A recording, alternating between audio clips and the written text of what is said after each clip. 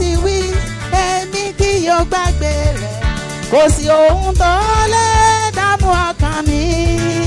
Bí mo tilẹ̀ rìn ní àfonífojì, ìmọ̀lẹ̀ ayérayé kò ní pẹ́ mọ́.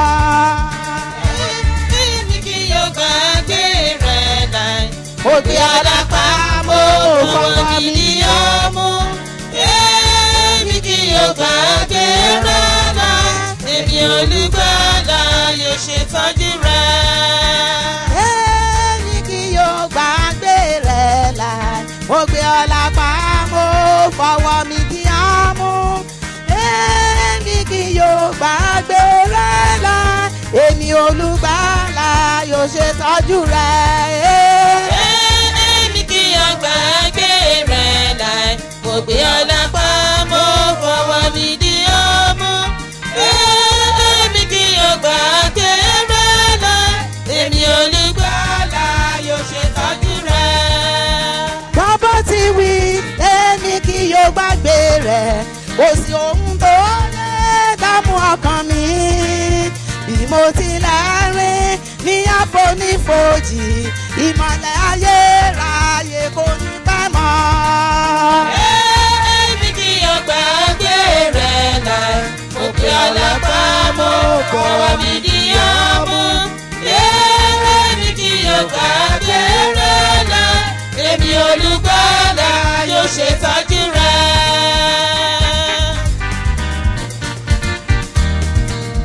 Èmi yóò ṣe fi ìmọ̀re ní ọ̀fun, ìfẹ́ àti ìtọ́jú rẹ̀ pọ̀ lórí mi. Lọ́rẹ̀ káàkiri, ìwọ̀n lè ní ìpín nínú Orí rẹ̀. Èmi kì yóò gbàgbé rẹ̀ láì. mo pe ọlọ́pàá mo fọwọ́ mi di ọmú. Èmi kì yóò gbàgbé rẹ̀ láì. Èmi olùgbàlà yóò ṣètọ́jú rẹ̀.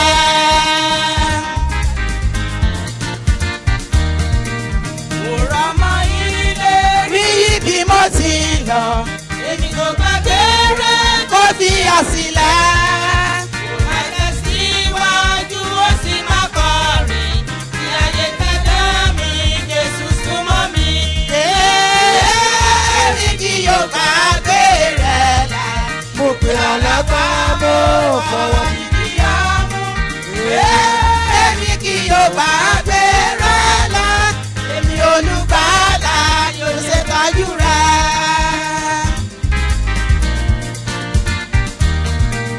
Àti mo bá gún Lábẹ́ bùté ògo.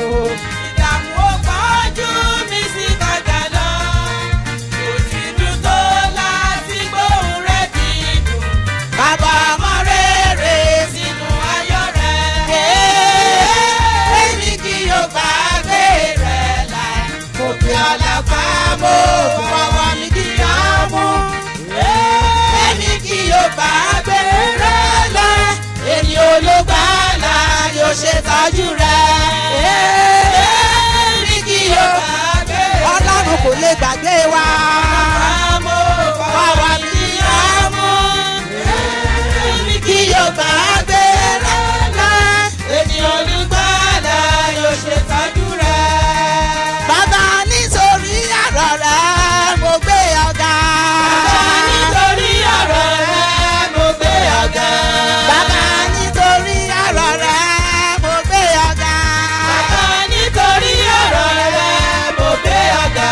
Bàbá nítorí ọ̀rọ̀ rẹ̀ mo yìn ọ́ lógo. Bàbá nítorí ọ̀rọ̀ rẹ̀ mo gbé ọ̀gá. Bàbá nítorí ọ̀rọ̀ rẹ̀ mo gbé ọ̀gá. Bàbá nítorí ọ̀rọ̀ rẹ̀ mo gbé ọ̀gá. Bàbá nítorí ọ̀rọ̀ rẹ̀ mo gbé ọ̀gá. Bàbá nítorí ọ̀rọ̀ rẹ̀ mo gbé ọ̀gá.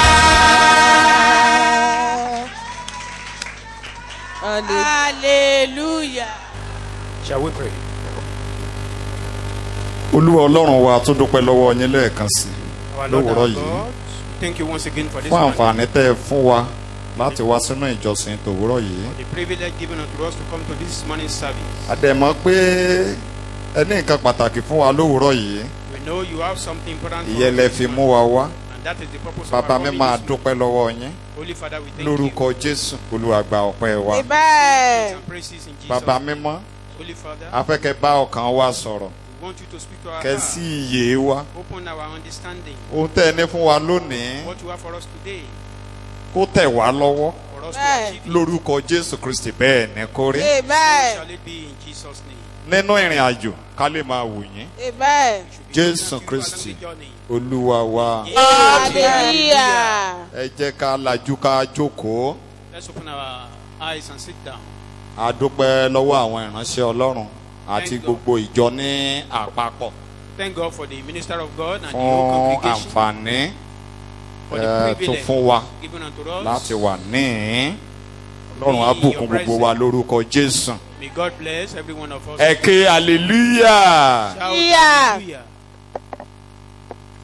Ní kúkúrú nǹkan tá a fẹ́ bára wa sọ ní òwúrọ̀ yìí tọ́lọ́run fi sí wa ní ọkàn. In a nutshell, the word of exhortation for this morning, Tọ́lọ́run rí mọ̀ pé a nílò ẹ̀ which God knew we need torí pé inú ayé tí a wà because of the world we are living in àti ipò tá a wà nínú ayé and the present condition we a are. nílò ẹ̀. We need it. Ẹ ké hallelujah. Shout hallelujah. Yeah. Ẹ ké hallelujah. Hallelujah. Torí gẹ́gẹ́ bí ọmọ Ọlọ́run, As a child of God, gẹ́gẹ́ bí ẹni tó ti di àtúnbí, as a born again tí Christian, ò bá sí ìdí pàtàkì, if there is no reason, èmi rò pé ọjọ́ tá a ti bá Jésù Kristi pàdé, I think the day we met the Lord, ọjọ́ yẹn ni èmi rò pé ọjọ́ yẹn ni ìbádájú k'Ọlọ́run máa mú wa lọ. I am thinking that that day should be the day we depart from Ní this ọjọ́ tí world. a fi ayé wa lé Jésù Kristi lọ́wọ́ That yẹ, is the day we were born again. tí gbogbo ẹ̀ ń gbóná girigiri nínú ọkàn wa yẹ, Everything is so hot and being inspiring. k'Ọlọ́run máa mú wa lọ ńgbà that yẹ. God should take us away then. Ẹ ké hallelujah. Hallelujah. Ṣùgbọ́n kò rí bẹ́ẹ̀. But it's not so. Orin wa kan ni ó ní àwọn tí wọ́n ti gbàlà kan dìde fún None of us ìrànlọ́wọ́ àwọn ẹlòmíràn. Those who have been saved should rise up for the salvation Ẹ of ké God. hallelujah. Hallelujah. Ọlọ́run ò mú wa lọ. God didn't take us away then. Ọlọ́run mọ̀ pé iṣẹ́ wà fún wa God knew we have something to do for Him. We were saved láti rin ìrìnàjò.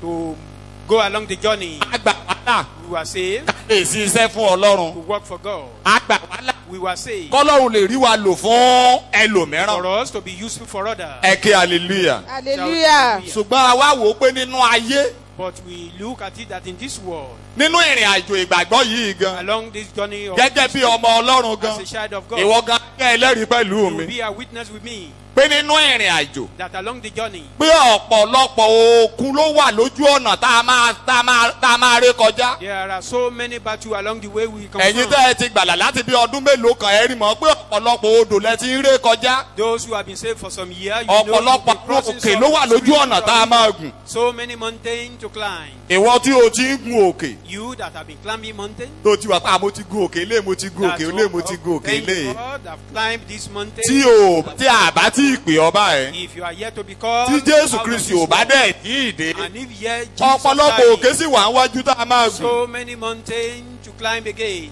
Inú aginjù sì pọ̀ There are so many tí ẹnì kọ̀ọ̀kan wá máa rìn nínú ayé. individual we pass through. Ẹ ké hallelujah. Hallelujah. Yeah. Ọ̀pọ̀lọpọ̀ ọ̀gbun ló sì wà There are so many valleys láti máa kọjá. that we pass through. Ọlọ́run á bùkún wa lórúkọ Jésù. God bless us in Jesus' name. Ọlọ́run á bùkún wa lórúkọ Jésù. Wọ́n àwájú ọ̀nà. Saying there are so many trials along the way. Ọ̀pọ̀lọpọ̀ àwọn ẹranko ló wà lójú ọ̀nà kìnìún tó ń búramúramù. So many bees, running lions. Tí gbogbo ẹ̀ ń gbìyànjú They were trying pé kẹ́ẹ̀rù lè bà wá for maybe to threaten us nínú ìrìn àjò. along the journey. Tàbí kásẹ̀ débi kankan sọ pé Or àlọ́mọ́járe. for us to withdraw along the way. Tàbí ká tiẹ̀ gbé e lẹ̀. Or to even surrender everything and quit. Ọlọ́run á ràn wá lọ́wọ́. May God Amen. help us. So lè ní This morning, Ọlọ́run sọ fún wa pé a nílò kẹ́nẹ́ kan God is telling us that we need something. tó máa mú wa rin ìrìn àjò yìí. Á mú wa rin ìrìn àjò That yìí. will accompany us. Tí a fi jẹ́ nǹkan tí Ọlọ́run fẹ́ ká jẹ́ lórí ilẹ̀. What God wants us to Tí be a fi ṣe àṣeyọrí nínú Ọlọ́run That fẹ́ we be nínú nǹkan tí successful. Ọlọ́run ti fẹ́ ká ṣe àṣeyọrí. in the plan of God for our Pàápàá jùlọ life. nínú ìpè tọ́lọ́run pè wá tó gbé iṣẹ́ lé wa Most lọ́wọ́. especially in our calling. Òun náà ni mo pè wípé I call the topic dídá nǹkan tá a jẹ́ mọ̀ nínú Kristi. Identify whom you are in Christ. dídá nǹkan tó jẹ́ mọ̀ kì í ṣe gẹ́gẹ́ bí ara ẹ o. That is identifying whom you are in a Christ. gbọ́ àwọn ẹ̀rí lẹ́ẹ̀kan pé tó bá jẹ́ pé mo jẹ́ bí mo ṣe jẹ́ tẹ́lẹ̀ ni tó bá jẹ́ pé mo jẹ́ bí mo ṣe jẹ́ tẹ́lẹ̀ bá a bá jẹ́ bá a ṣe jẹ́ tẹ́lẹ̀ If you are what you are before, a ní gúnlẹ̀ láyọ̀. we won't land ṣùgbọ́n nǹkan tá a jẹ́ nínú Jésù But what we are in Christ now, ohun ìjà wa pàtàkì. that is the greatest weapon we have. òun ni pé kí ènìyàn kó dá ara rẹ̀ mọ̀ pé nǹkan báyìí ni mo jẹ́. Is for you to identify whom you are in Christ. ká mọ̀ pé kí ni Ọlọ́run ṣe fún wa. To know what God has done ètò for you. Ọlọ́run The plan of God. ojú wo ni Ọlọ́run fi ń wò wá. How is God perceiving you? ìyẹn la fi gbọ́dọ̀ máa wo ara wa. That is the way we should look at dídá ourselves. nǹkan tá a jẹ́ mọ̀ nínú Kristi Identify whom you are in Christ àti ìpè tí Ọlọ́run fi pè ọ́. and acknowledge your calling. ìyẹn tá a bá ti ń mọ̀ ọ́ lójoojúmọ́ nínú ìrìn àjò. If you can recognize that daily, wípé nǹkan tí mo jẹ́ leléyìí o. this is what I am. then nǹkan tí Ọlọ́run pè mí fún leléyìí o. This is the purpose of my tí a bá calling. ti ń wòye tí a ń bójú tó ìyẹn. You are looking at that and you take care of it. ìrìn ohun ìjà pàtàkì. It's a great weapon. ẹ kí hallelujah. ẹ jẹ́ kí n ka ìwé iná Jeremiah orí 9 ẹsẹ̀ 23 to 24. Jeremiah 9:23. Jeremiah orí 9 Jeremiah chapter 9. ẹsẹ̀ 23 to 24. báyìí ni Olúwa wí, kí ni Olúwa wí? kí ọlọ́gbọ́n kí ó má ṣògo nítorí ọgbọ́n rẹ̀. kí ọlọ́gbọ́n ohun tó mú kéèyàn jẹ́ ọgbọ́n tàbí alágbára. What make man to see himself as being powerful or máa ń sọ ní ọ̀pọ̀lọpọ̀ ìgbà tá a bá sọ pé èèyàn ní agbára. When we say people have power, pé èèyàn ní agbára ó túmọ̀ sí ọ̀pọ̀lọpọ̀ ohun. it means many things. o lè ní owó agbára ni. You may have money, o lè power. ní ènìyàn agbára You may ni. have power of men. o lè ní ògùngùn agbára You may ni. have power of charm. o lè ní egungun gẹ́gẹ́ bí ọ̀dọ́ agbára ni. You may have power of being strong. ṣùgbọ́n Bíbélì sọ pé báyìí ni Olúwa wí. But Bible says, "Thus says the Lord, kí ọlọ́gbọ́n let the wise kó má ṣògo no glory nípa nǹkan tí a kà sílẹ̀ yìí. in all that have been read." Bíbélì ń sọ̀rọ̀. bẹ́ẹ̀ ni kí alágbára kí ó má ṣògo nítorí agbára rẹ̀. yes. kí ọlọ́rọ̀ kí ó má ṣògo nítorí ọrọ̀ rẹ̀. ẹ̀hẹ́. ṣùgbọ́n kí ẹnikẹ́ni tí yóò bá máa ṣògo yes. kí ó ṣe é nínú èyí pé ẹ̀hẹ́. òun ní òye òun sì mọ̀ mí. ẹ kí hallelujah. Shout ó ní nǹkan kan tá a ti gbọ́dọ̀ máa jọ́sìn The only lójoojúmọ́. thing you should glorify Him. ohun ìjà wa tó ṣe Your pàtàkì. greatest weapon. òun ni pé lójoojúmọ́ ká máa mọ nǹkan tá a jẹ́ That is for you nínú to identify Kristi. whom you ó ní are ká in máa Christ. ṣògo nínú èyí. Be glorified in pé a God. mọ òun Ọlọ́run. That I know pé mo God. di ti Ọlọ́run. That I belongs to God. pé ti Ọlọ́run ni mo I jẹ́. belongs to a God. pé rárá èmi irú ènìyàn bí èmi. Can somebody like irú me, ènìyàn bí èmi pé mo mà somebody jẹ́ like ti me, Ọlọ́run. that pé mo I'm mà of jẹ́ the ti Lord. Ọlọ́run. I am of the ohun ìjà pàtàkì. It's a ọgbọ́n great- pàtàkì tá a fi máa rìnrìn àjò yìí nìyẹn. greatest wisdom we can use ṣé ẹ ti ka dé to serve you 24. along this journey. pé èmi lé Olúwa tí ń ṣe àánú àti ìdájọ́ àti òdodo. pé èmi lé Olúwa tí ń ṣe àánú àti ìdájọ́ yes. àti òdodo lé ayé nítorí inú mi dùn nínú ohun wọ̀nyí ni Olúwa wí. amen. Amen. so nǹkan tá a fẹ́ tá a ń sọ lówùúrọ̀ yìí. What we are saying, Ọlọ́run sọ pé inú nǹkan tí inú ti dùn tó dùn sí ni. well, that God is rejoicing in that. pé ká mọ̀ wípé ohun ìjà wa tó ṣe pàtàkì. We should recognize òun ni Him. nǹkan tá a jẹ́ nínú Kristi. nǹkan tí Kristi ṣe fún wa. Is what we are in Christ, what Jesus did for us. ẹ ké hallelujah. Hallelujah. ẹ ké Shout hallelujah. hallelujah. But let him who glories glory in this, that he understands and knows me personally and practically, directly discerning and recognizing my character. pé ó mọ Ọlọ́run gangan. ó mọ nǹkan tí Ọlọ́run jẹ́. ó mọ inú Ọlọ́run. You know the mind of ó God. mọ nǹkan tí Ọlọ́run ń pè ń. What God calling. tó o bá lè pera ẹ ní nǹkan tí Ọlọ́run pè ọ́. If you can call yourself what God call you, nǹkan tí Ọlọ́run fẹ́ that nìyẹn. is what God wants from you. ẹ parí ẹ mọ́ mi. That I am the Lord, who practices loving kindness, judgment, and righteousness in the earth. For in all these things I delight, says the Lord.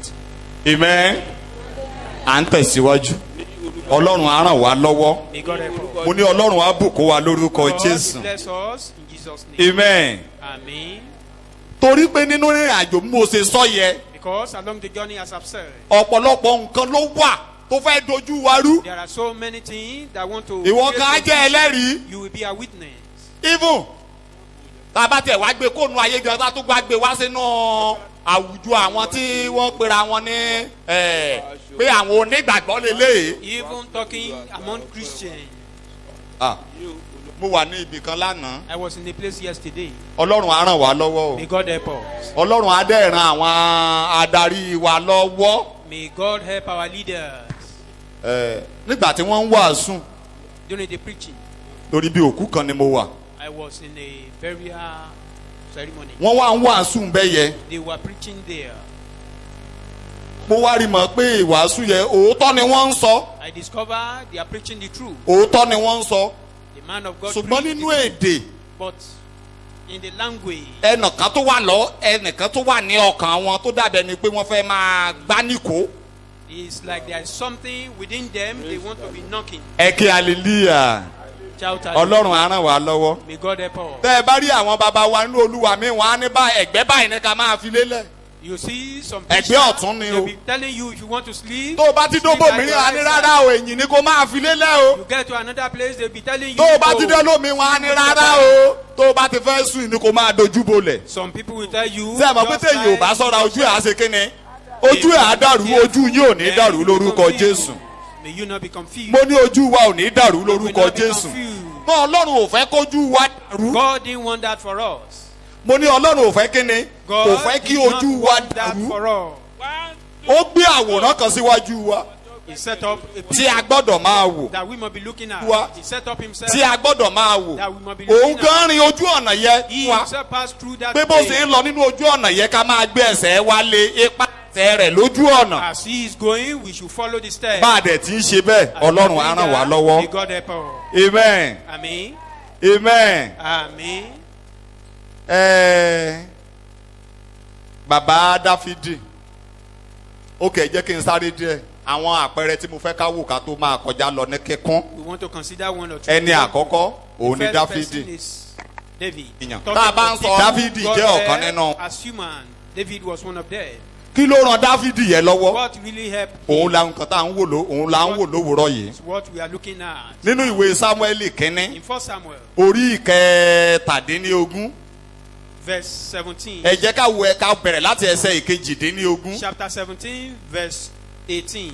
Nígbà tí wọ́n wà nínú ìpèníjà, mo ṣe sọ nínú ayé ọ̀pọ̀lọpọ̀ ìpèníjà ló wà ọ̀pọ̀lọpọ̀ ìjàkadì la máa. There are so many challenges. Wọ́n wà nínú ìjà. They were in the battlefield. In fact, ẹni tí gbogbo wọn gbẹ́kẹ̀lé wípé òun ló máa gbà wọ́n. The person they all trusted in that he will deliver them. Tí a ń pè ní Sọ́ọ̀lù. That is their king. Bíbélì sọ pé nínú gbogbo nígbà tá a kó gbogbo ọmọ Ísírẹ́lì jọ pátápátá. When all Israelites gathered. Tí Sọ́ọ̀lù wá dúró sí àárín wọn. And Saul was in their midst. Wọ́n ní ẹni tó ga jù nínú gbogbo ọmọ Ísírẹ́lì. The next tallest person to him, Tó dúró sí òun ló dúró sẹ́gbẹ̀ẹ́ Sọ́ọ̀lù. he was by Saul. Wọ́n ní ẹni yẹn dé èjìká Sọ́ọ̀lù. He reached the shoulder. Ẹ wá wo nǹkan tí Sọ́ọ̀lù fi máa ga ju gbogbo ọmọ Ísírẹ́lì lọ. Imagine how tall Saul is. Ojú ẹ̀ Was. ní gbogbo èèyàn wá ń wò bí ó máa gbà wọ́n. Everyone was looking at him. Ṣùgbọ́n nígbà tí wàhálà dé, But when trouble comes, ẹni yìí ṣe kí ni? Ó sá wọnú ìwò. this man escaped for his life. Ẹ̀ ń ka Bíbélì.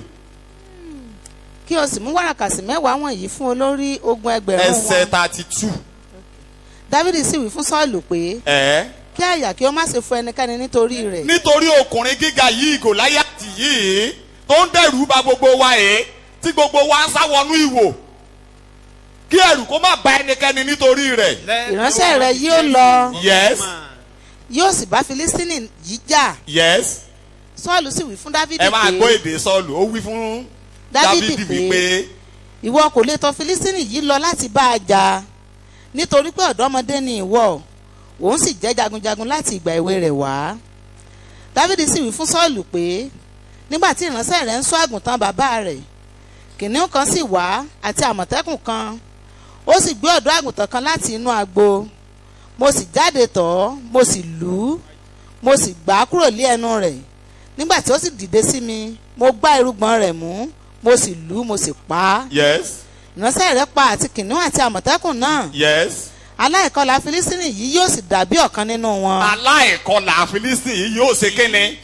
Uncircumcised Philistine will be like one of Dáfídì them. ó dá nǹkan tó jẹ́ mọ̀ David could recognize whom he is, wípé òun jẹ́ ti Olúwa. that he belongs to God. Ó pe Gòláyátì ní kíni aláìkọlà pé ẹni yóò lọ́lọ́run. Uncircumcised man, that he has no God. Kí ló dé tẹ̀yìn bàbá ń sá? Why are you fathers running Nǹkan tẹ́ ẹ away ní from me? What you ṣé are? ẹ̀mọ́ ni. Don't you know what you Àwa ní are? Ọlọ́run. We have God. Gòláyátì ò ní Ọlọ́run. Goliath has no God. Àwa ní Ọlọ́run. We have God.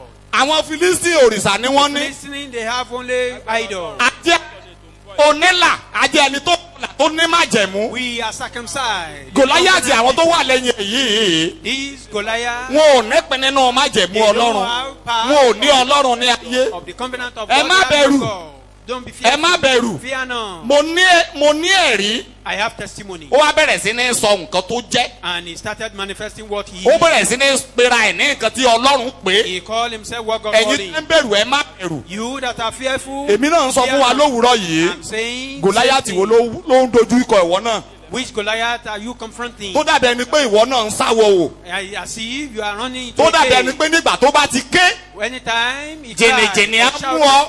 you'll be terrified. Nígbà tí kíyẹn bá ti ru sókè. When that thing Wàá máa wò ó pé àbí kíní ló tiẹ̀ máa gbẹ̀mí come ẹ. out, you think as if this Wọ́n ní thing kí n will sọ take fún ọ your lónìí life. pé ẹni kò ní kíní yẹ ò ní gbẹ̀mí ẹ. I'm to tell you that thing will not overcome you. Kíní yẹ That thing kì í ṣe ètò Ọlọ́run fún is ọ. not the plan of God for you. Alákọ̀ọ́lá ni. He's uncircumcised. Kí ni mo pe orúkọ rẹ̀?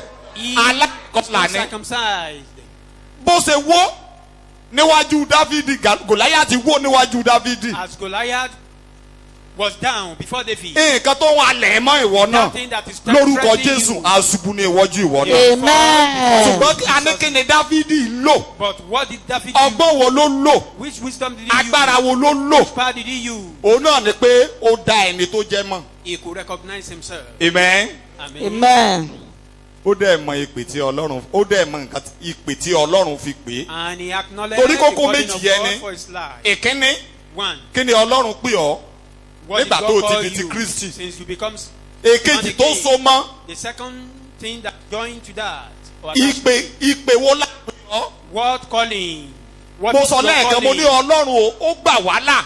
I said Ó God dá wa saved us. dúró síbí fún ìdí He pàtàkì. retained us for a particular purpose. Ìdí pàtàkì yẹn o gbọ́dọ̀ wá rí o. And that purpose, you must look for it. Tí o bá ti wá rí wàhálà wà. If you don't know that purpose, Ó lè mú kéèyàn ó lè mú kéèyàn sákò lẹ́yìn Ọlọ́run gan. it might lead you to run away from God. Nínú ìwé Samuel kìíní tá à ń wò yẹn náà In ni 1 Samuel, orí ìkàndógún ẹ̀ chapter 15, tá a bá wò ní ẹsẹ̀ ìkíní from verse 1, Ọlọ́run pe Sọ́ọ̀lù God called Saul, mo ti yàn ọ́ ní ọba I've choose you. iṣẹ́ tí mo gbélé ọ lọ́wọ́ ẹ̀ sí àkọ́kọ́ báyẹn òun ni pé lọ́ọ́ bá mi bí Amálẹ́kì wò.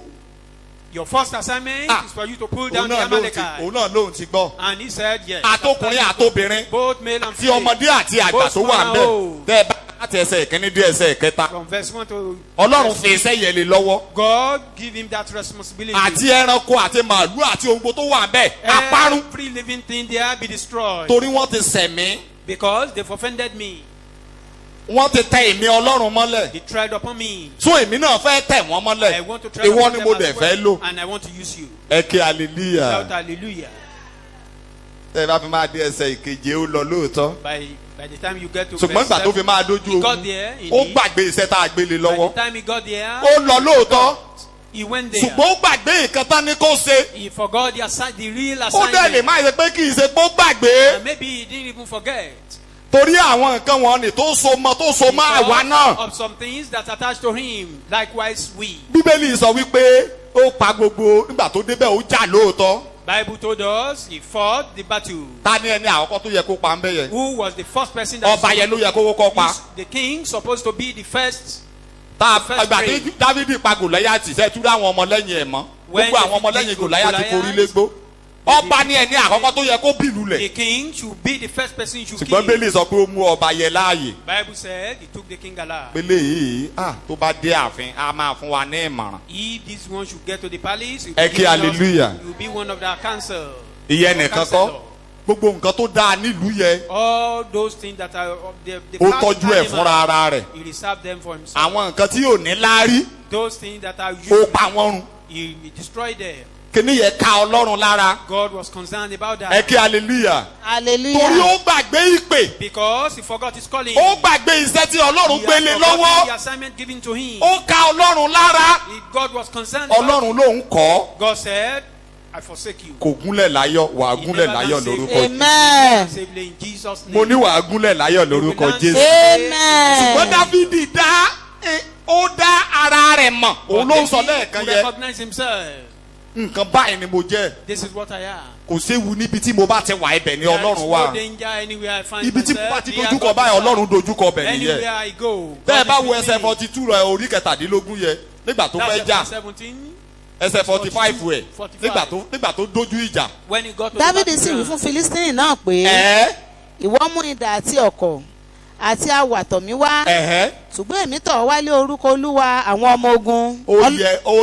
ó dojú Gòláyátì àti ọlọ́run kọra ó wá sá kúrò láàrin wọn. Ọlọ́run ogun Ísírẹ́lì tí ìwọ ti gàn. ọlọ́run ogun Ísírẹ́lì ló ń bá jà. the God of Israel is the one you despise. And ó you lè bá fight him. ọlọ́run yìí jà kó borí. You can't fight him and win. kò ní èmi Dáfídì ló fẹ́ bá jà. He didn't say, you want to fight me, David? lóòótọ́ òun rí mi gẹ́gẹ́ bí ẹlẹ́tẹ̀. No, you see me as a Ṣùgbọ́n mo tóbi ní grasshopper, inú. but I'm very great pé bí inside. mo tilẹ̀ kéré Though mo I'm lọ́lọ́run small, ńlá. I have a greater bí God. mo tilẹ̀ kéré o mo lọ́lọ́run ńlá. Dávidi ní ọlọ́run tó tì mí lẹ́yìn ló fẹ́ bá jà. My supporter is the one you ó want dọ̀rọ̀ to ayẹra rẹ̀. And he just kí ni mo ń look sọ. aside. What am I saying? ó dá nǹkan tó jẹ́ mọ̀. He could recognize who then ó he dá is ìpè tí ọlọ́run pè mọ́. and is calling as well. ó dẹ̀ ń bójú tó ìpè yẹn. And he take care of it. ọlọ́run pè é God called him kó gba àwọn ọmọ Ísírẹ́lì sílẹ̀ lọ́wọ́ to gbogbo àwọn deliver the orílẹ̀-èdè tó children ní of wọn lára. Israel from all Ó their jókòó oppressors. tì í. And he stood by that. pàápàá jùlọ gbogbo àwọn òmìrán ní Most Gáàtì. especially the giants in Gath. wọ́n pè wọ́n ní mẹ́rin àwọn mẹ́rin ló wà ń bẹ̀. There are 4 giants in Bíbélì Gath. sọ pé gbogbo àwọn mẹ́rẹ̀ẹ̀rin yìí ti ọwọ́ And all Dáfídì these àti àwọn ọwọ́ giants ìránṣẹ́ rẹ̀ ṣubú. fell ó through fúfìlì David mínísírì ẹ̀ and his ìwọ náà son. fúfìlì tiẹ̀ lórúkọ Jésù. Ministry, you fulfill your ministry. mo ní wàá fúfìlì inú Ọlọ́run dùn lé lórí. God was happy about him. ẹ wà á lọ́jọ́ nígbà tó dẹ̀yìn pé Dáfídì sì rán rẹ̀. Later, inú it was Ọlọ́run documented dùn sí. that David served his generation and God was happy with him. inú Ọlọ́run á dùn sí ìwọ náà God lórúkọ will Jésù. bless you in Jesus' name. mo ní inú Ọlọ́run á dùn sí ìwọ náà God lórúkọ will Jésù. Amen. àkókò wa ti lọ For time, ṣùgbọ́n mo fẹ́ ká wo ẹnìkan náà gẹ́gẹ́ bí àpẹẹrẹ. we consider another person as an example. jẹ́ kí n lo Pọ́ọ̀lù Let me use àpọ́stélì. Paul the apostle. ẹ kí hallelujah. Shout Hallelujah. ẹ rí mọ̀ pé ọ̀pọ̀lọpọ̀ ìgbà ló máa ń kíra ẹ̀. You know, most of the time he do praise himself. a ní ìgbà kan gẹ́gẹ́ bí àwọn ẹ̀rí tá a gbọ́ lówùúrọ̀ yìí. Said, a ní sometimes èmi ago, eléwu ènìyàn Aye. ní ìgbà kan rí. a dangerous man. ṣùgbọ́n ní ìsinsìnyí nígbà tí Jésù Kristi ti dé But now, mo when di I ènìyàn ọ̀tọ̀. I became another person entirely. ẹ kí hallelujah. Shout hallelujah. ní àwọn ọdún tó ti kọjá sẹ́yìn nígbà tí ìṣẹ̀lẹ̀ ṣẹlẹ̀ ní ilé pásítọ̀ ní ọjọ́ sí. Many years back, when the unforeseen circumstance happened, táwọn pásítọ̀ lọ sí ìrètí ayọ̀. and the man of God was in Iritiayo then. a lọ sí ìrètí ayọ̀. mo When wá they kú are- bẹ́ẹ̀ mò ń bọ̀ nílé. I leave that place, coming home. mo ṣe fẹ́ wọ tẹ́kisí níbi ojú títì lọ́dọ̀ wọn bẹ́ẹ̀ yẹ kí n máa bọ̀. Wanted to board that taxi, làwọn ìránṣẹ́ Ọlọ́run kan wá dé. and the man of God came. àwọn náà ń bọ̀.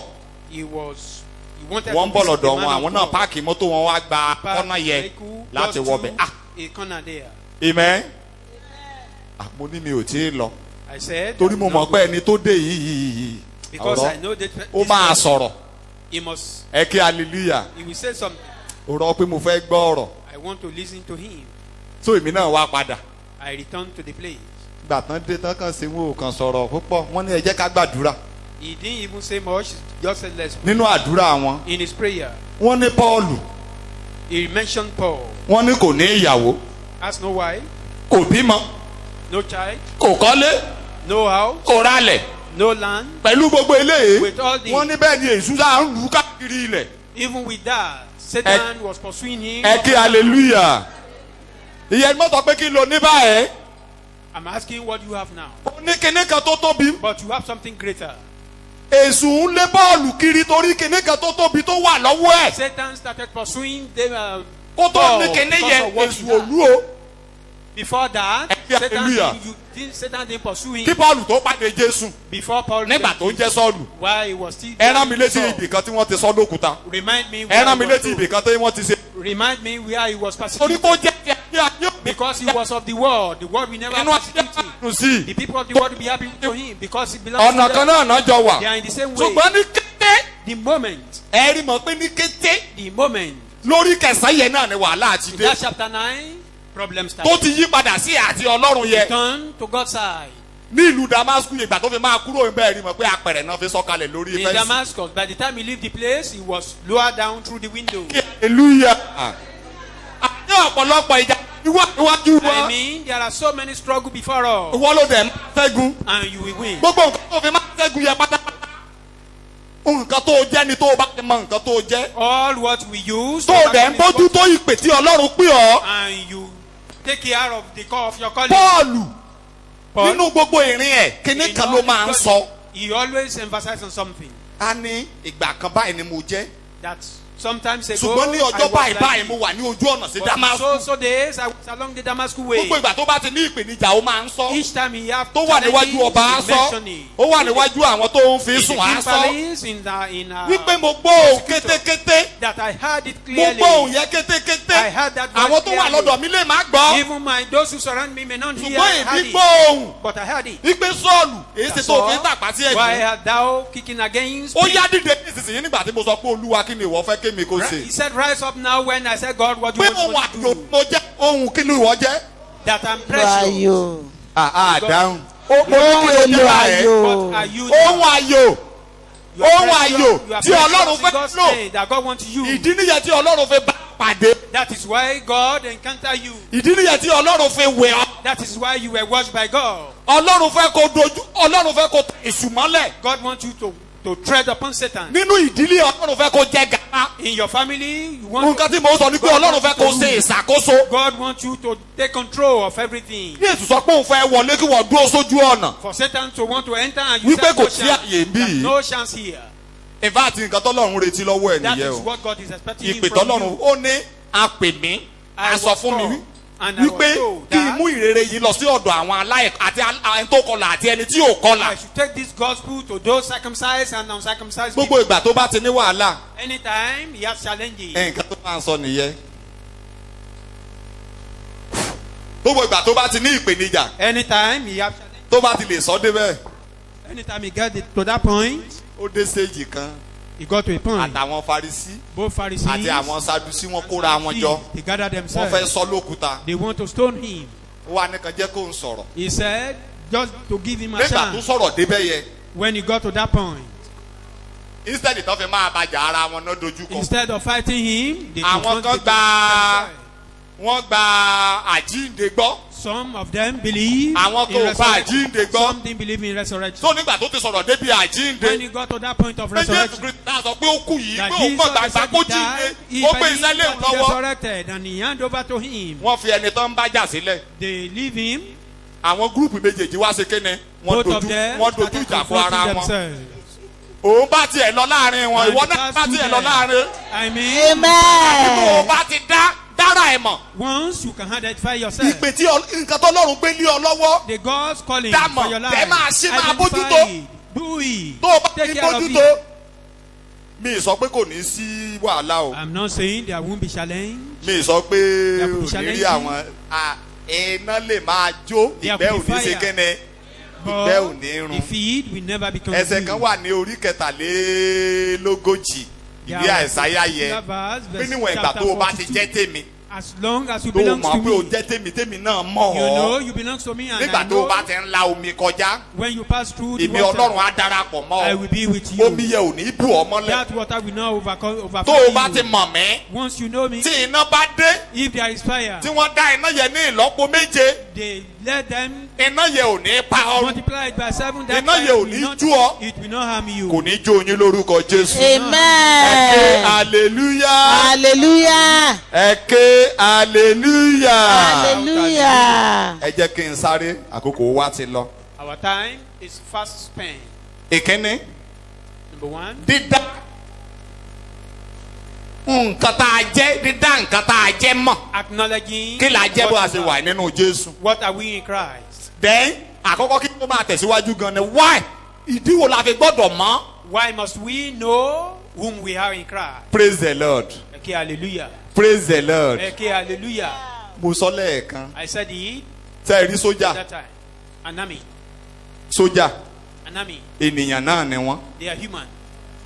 Tí sójà bá gbé uniform sílẹ̀ tó bọ́ uniform sílẹ̀ If is not in uniform kó gbé ìbọn sílẹ̀ and put down his armor, tóun àtẹ̀yàn bá ń jà ó ṣeé ṣe kán lù ú. it's possible for ordinary man Ẹ ké to hallelujah. put hands down. Mo tiẹ̀ mọ àwọn tó lè dojúkọ àwọn sójà bíi mélòó kan bó ti wí kí sójà ẹni train tó kó ti jẹ training tó. I know some people who can Wọ́n á beat mú balẹ̀ down ní. an army Ṣùgbọ́n even with their training. níwọ̀n ìgbà tó bá wà nínú uniform yẹn But once he is in that uniform tó dẹ̀ gbé ìbọn dání and armed tó gbé olóòótọ́ dání with arm, ó di kí gbogbo èèyàn máa lé jẹnẹjẹnẹ ní iwájú ẹ̀. people will be terrified before. tó bá wá ń sọ wípé ogun yá ẹ wà máa rí wọn nígbà tó bá ti ń lọ sójú ogun When tàbí we pé are wọ́n ń lọ talking síbi of pé going kìnìún to kan wọ́n á máa battle, kọrin inú wọn. they'll be singing, they'll be happy. bóyá wọ́n fẹ́ lọ paná wàhálà kan Maybe they are wọ́n á going kọ́ bọ́ for sínú mọ́tò settling. wọ́n á máa kọrin. They will be singing. ẹ̀mẹ́ka náà ni wọ́n ní ṣùgbọ́n kí ló mú wọn kọ orin yẹn. Why are they singing? wọ́n mọ̀ wípé They knew ìbọn tó wà lọ́wọ́ wọn yìí What wọ́n they ní have àṣẹ in hand. bọ́ bá fi dojúkọ gbogbo ìlú tó bá pààrùn kò sí nǹkan tó ṣẹlẹ̀. they have the authority if they confront any city and destroy wọ́n it. dẹ̀ mọ̀ if pé they tí wọ́n follow. bá mú ẹnìkan ní ìgboro And if they Ká catch tẹ̀ sọ pé anyone agbébọn in lẹ̀, town, as wọ́n you, gbá they ẹnìkan just létí. surrender the bottle, they just slap anyone. kó mọ̀ sí ìbọn ṣùgbọ́n wọ́n wà nínú uniform. Though he is in uniform, ẹni but tó no máa one. gbá tiẹ̀ padà á múra. Anyone that will reply. ẹ kí hallelujah. That so nǹkan tó wà lọ́wọ́ wọn yẹ strong man. ó máa mú kí orí wọn wú. That thing they have usually inspire ó máa them. mú kí ara wọn yá It make gágágágágá. them to be courageous. so bẹ́ẹ̀ náà ni nígbà tí àwa náà So tí a bá ti mọ nǹkan tá a jẹ́ náà mọ when nǹkan tó we wà nínú know wọn. what we are, we know what is within us. ẹ kí hallelujah. Shout hallelujah. nínú ìwé àwọn ọba kejì In 2 Kings orí ìkẹfà chapter 6. praise the lord Okay, hallelujah. ẹsẹ̀ 16. Verse 16. 2 Kings 6:16. Òun sì dáhùn wípé má bẹ̀rù nítorí àwọn tí ó wà pẹ̀lú wa ju àwọn tí ó wà nígbà pẹ̀lú tí wọn wọ́n ní kó lọ. lọ mú Èlísà wá One king got out to ọba go and yẹn bring rán àwọn ogun Elijah. pé bó He jẹ́ sent kíkú some ni bó army. jẹ́ àyè ni òun fẹ́ rí. Just bring him life or death. praise the lord. so ní ìdájí Èlísà àti ọmọ ẹ̀ wà nínú ilé. Elisha and àjí ogun ó ti yí ilé wọn the ká. battle of the army have surrounded their ọmọ house. Èlísà kan fẹ́ tọ́ ó jí ó fẹ́ tọ́ ìtọ̀ The ìdájí. servant want to ease himself early in the morning. bó ṣe jáde síta báyìí kó o lọ As he tọ̀ move out, just kí to ló ease rí himself. orí ọ̀pọ̀lọpọ̀ ogun. Thousands of army. ó dẹ̀ wá wò ó pé kò sí ọ̀nà tán fi lè gbà yọ ń bì. And he imagined that there is no way out here. ìtọ̀ tó fẹ́ tọ̀ yẹ ìtọ̀ yẹ gbẹ mọ́ ń dì í. Possibly he may not be ó able sá to ease tó bá jẹ́ ìwọ himself. náà ńkọ́ ṣé wàá ráyè tọ̀ ó sá padà lọlé. He returned home. bàbá mi My father, ẹ̀rí nǹkan tó wà níta ni don't you see what is wàhálà wá outside? ìdààmú wá wọ́n ti There is ogun ti problem. yí wa ká. The army surrounded the house. Èlísà kan sọ fún pé mo rò pé ó sọ pé ó fẹ́ lọ tọ̀ ni. Elisha said, I thought you said you want to go and ease lóde yourself. tó tọ̀ kó dẹ̀ lọ sùn. Ease yourself and go and ẹ kí hallelujah. Ah, ó ní nǹkan tó ń rí ẹ̀ máa rí màá What I ní. saw, you didn't see. nígbà tó bẹ̀rẹ̀ sí í ṣe wàhálà Why he was struggling. Èlísà wá ké sí Ọlọ́run Elisha just called on God. ẹ̀ ń ka bíbélì. Èlísà sì gbàdúrà ó sì wí pé ó gbàdúrà ó wí pé olúwa èmi bẹ̀ ọ́ mo bẹ̀ ọ́ làálí ojú Là lójú. kí ó lè ríran. Open his jẹ́ kó eyes ríran kó for dá him nǹkan to tó jẹ́ see, mọ̀. to know whom tí he ẹni is. yìí tí ọmọ yìí tó bá ríran If this child could see tó mọ ara ẹ̀ and could identify tó mọ himself, nǹkan tó jẹ́ nínú know Jésù whom he is tó o in bá ti Christ. mọ nǹkan tó o jẹ́ nínú Jésù Once you know what you are in Christ, wàá mọ ipò tí Ọlọ́run gbé ọ sí you will know your position in Christ. wàá mọ nǹkan tó yí ọ You ká will know what surrounded you. nígbà tó Ọlọ́run wà là lójú ńkọ́ olúwa sì la ojú ọ̀dọ́mọkùnrin náà. yes. òun sì ríran. sì wò ó òkè náà kún fún ẹṣin àti fún kẹ̀kẹ́ iná yí èlíṣà ká. yes. nígbà tí wọ́n sì sọ̀kalẹ̀ tọ̀ wá èlíṣà gbàdúrà sí ẹ kí olúwa. hallelujah. nígbà tí ọmọ yẹn wá ríran. By the time this child could ṣé ẹ tún gbọ́rọ̀ ọmọ yẹn mọ́. ẹ kí hallelujah. ṣé ẹ tún gbọ́ kí ọmọ yẹn máa sunkún mọ́. Do you see him? ẹ tún gbọ́ kí ọmọ yẹn máa sojo mọ́. Do you see him ìyẹn ni pé threatening nígbà again? tó rí àwọn ogun tó ó ní mọ̀ pé ogun kékeré lélẹ̀ That àwọn these- eléyìí these gbé army are very ìgbọ̀nsakabùlà wá. They came with ordinary guns. amọ̀ jẹ̀tì náà ló wà ní àtiwá yìí. But Amoje, ṣe ló lọ ẹ lè gbọ́rọ̀ ẹ̀ mọ́. in our so ìdí nìyẹn tá a fi gbọ́dọ̀ dá nǹkan tá a jẹ́ mọ́. that is why we must abuka ní recognize ìwúrí láti ourselves tẹ̀síwájú nínú for ìṣe us to ọlọ́run. know whom we are. abuka ní ìwúrí láti tẹ èṣù mọ́lẹ̀ wà á máa That wó will èṣù. encourage us to move forward. That will encourage bí us pé to kòkò step rí up èṣù Satan. báyẹn kò fà á ya. As if you see Satan and tear wà á it fẹ́ rí up. èṣù lóòótọ́ pé kí ẹsẹ̀ yẹ kó sẹ wípé wà á tẹ ijò mọ́lẹ̀ You wà á want to- tẹ you want àkékè that mọ́lẹ̀ verse to come wà to á rìn pass. lórí gbogbo That agbára you walk ọ̀tá upon scorpion and kò ní snake pa ọ́ and lára walk up kò dẹ̀ ní pa ọ́ upon lára our lórúkọ power of Jésù. enemy. kí la jẹ́ What tá a gbọ́dọ̀ mọ̀ that we must know. a gbọ́dọ̀ mọ̀ wípé We must know ẹni ẹ̀rà padà ni wá. that we are redeemed. praise the lord. Shout out. so o ti dẹ ẹni ẹ̀rà padà. Are you redeemed? tí o bá tí ì di ẹni ẹ̀rà If you padà are yet to be kò redeemed, tí ì sí ọjọ́ kan tó o bá Jésù Kristi pàdé. there is no day. kò you sí ever sí ọjọ́ encounter kan tó o with God. gbọ́rọ̀ Ọlọ́run. No day you've ever heard the word of kò God. sí sí ọjọ́ kan tó o gbọ́ There is no way you wípé have. torí tiẹ̀ ni Jésù Kristi ṣe wá sí ayé. Jesus came to this world ó for your ta purpose. ìjẹ́ rẹ̀ For sílẹ̀ your torí case. tiẹ̀. He shed his own blood kò for gbọ́ your ẹ̀rú ọ̀rọ̀ purpose. bẹ́ẹ̀. For you. kí wọn náà sọ wípé Olúwa There is no day you've ever heard Èmi that word. nìyí, èmi náà fẹ́ di Surrender tirẹ̀. your life and surrender yourself to him. èlò tí ń wá chọ́ọ̀chì. You just come to church. iná tí torí chọ́ọ̀chì bàbá mi ní. It's the church of my tí mi father. ò bá wá báyìí wọ́n á máa yọ mí lẹ́nu. ìwọ gò tí ì dá Ọlọ́run yẹn mọ̀. They be disturbing me. You Àkókò that ní are fún there ọ o. to recognize that God. mo ti This sọ is fún ọ that lẹ́ẹ̀kan pé ọ̀pọ̀lọpọ̀ ìjàkadì ló wà ní iwájú o. I told you there are so many challenges. tí ò bá rí bẹ́ẹ̀ Bíbélì ò ní máa sọ̀rọ̀ o. If not so, Bible will not tell us that. ìwé oníwàásù orí kejìlá ẹsẹ̀ ìkíní bẹ̀rẹ̀. It says this ó chapter ní 12 rántí verse ẹlẹ́dàá 1. rẹ ní ìsinsìnyí. Remember thy creator lọ́jọ́ now. òní Today.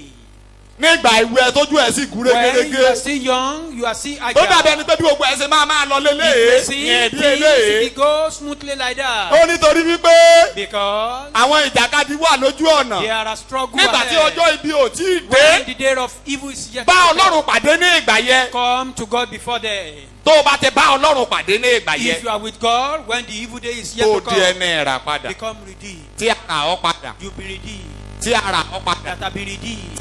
padà. That have been redeemed. ìwọ náà wá de ti Ọlọ́run. It now belongs to Ọlọ́run á wá bẹ̀rẹ̀ sí ní bójú tó ọ. God. Will be taking care ìwọ of náà wá you. bẹ̀rẹ̀ sí ní àwọn ẹ̀ńtọ́rájì bíi ti You have mentor wòlíì like Prophet Elijah. Èlíṣà yẹn. Ọlọ́run á bùkún wa lórúkọ May Jésù. God bless us in Jesus' name. mo ní ohun àkọ́kọ́ First thing, òun ni wípé a ti di àtúnbí máa ìyẹn jọ́sìn lójoojúmọ́. we born again. a We are fi born ẹ̀jẹ̀ again. rẹ̀ rà wá padà. We were redeemed with his blood. ẹ ké hallelujah ẹ ké hallelujah hallelujah. pé a ti ti Ọlọ́run That we belong ẹ to God. rí bàbá Dáfídì Don't you see? Níbẹ̀ yẹn. David? àwọn ọmọ Ísírẹ́lì tó ń bá jà yìí ogun Ọlọ́run alààyè ló ń pè níjà Israel, you are orí fighting. ẹ ò gbé àwọn tí Ọlọ́run ti rà padà ní They are the redeemed. àwọn ọmọ Ísírẹ́lì àbẹ́ ìmọ̀ nǹkan tó ná Ọlọ́run Don't you know what? láti it ilẹ̀ cost Egypt From Egypt. ó lọ mú wọn ẹ wo nǹkan tó ná Ọlọ́run He took them. tó from mú wọn wá Egypt. sí ilẹ̀ Don't you Kénáánì. know what it cost him Ó sọ wọ́n to di bring them ìní down tirẹ̀. to Canaan? ẹnìkan á wá sọ wípé òun fẹ́ fọwọ́ kàn wọ́n. Somebody will now said he want to touch them. gbogbo àwọn àgbààgbà Ísírẹ́lì ti gbàgbé Even the elder. ṣùgbọ́n Dáfídì Israel rántí forgotten, but David could pé àwọn remember ẹni rà padà that rèé these are the redeemed. ó fẹ́ gbógun ti You Ọlọ́run want to wage war against God? tó o bá ti ń mọ̀ ní gbogbo ìgbà pé ẹni rà padà ni ọ́ tó fi ń Recognize jọ́sìn daily ó ìjà that you are ìyẹn o redeemed. It's a weapon. for ẹ kí hallelujah kí ni mo sọ ohun ìjà ẹni It's your weapon. yàtọ̀ sí pé ó jẹ́ ohun ìjà ẹ Apart from á being jẹ́ your nǹkan weapon, tó máa wú ọ lórí it will be a source of your encourage.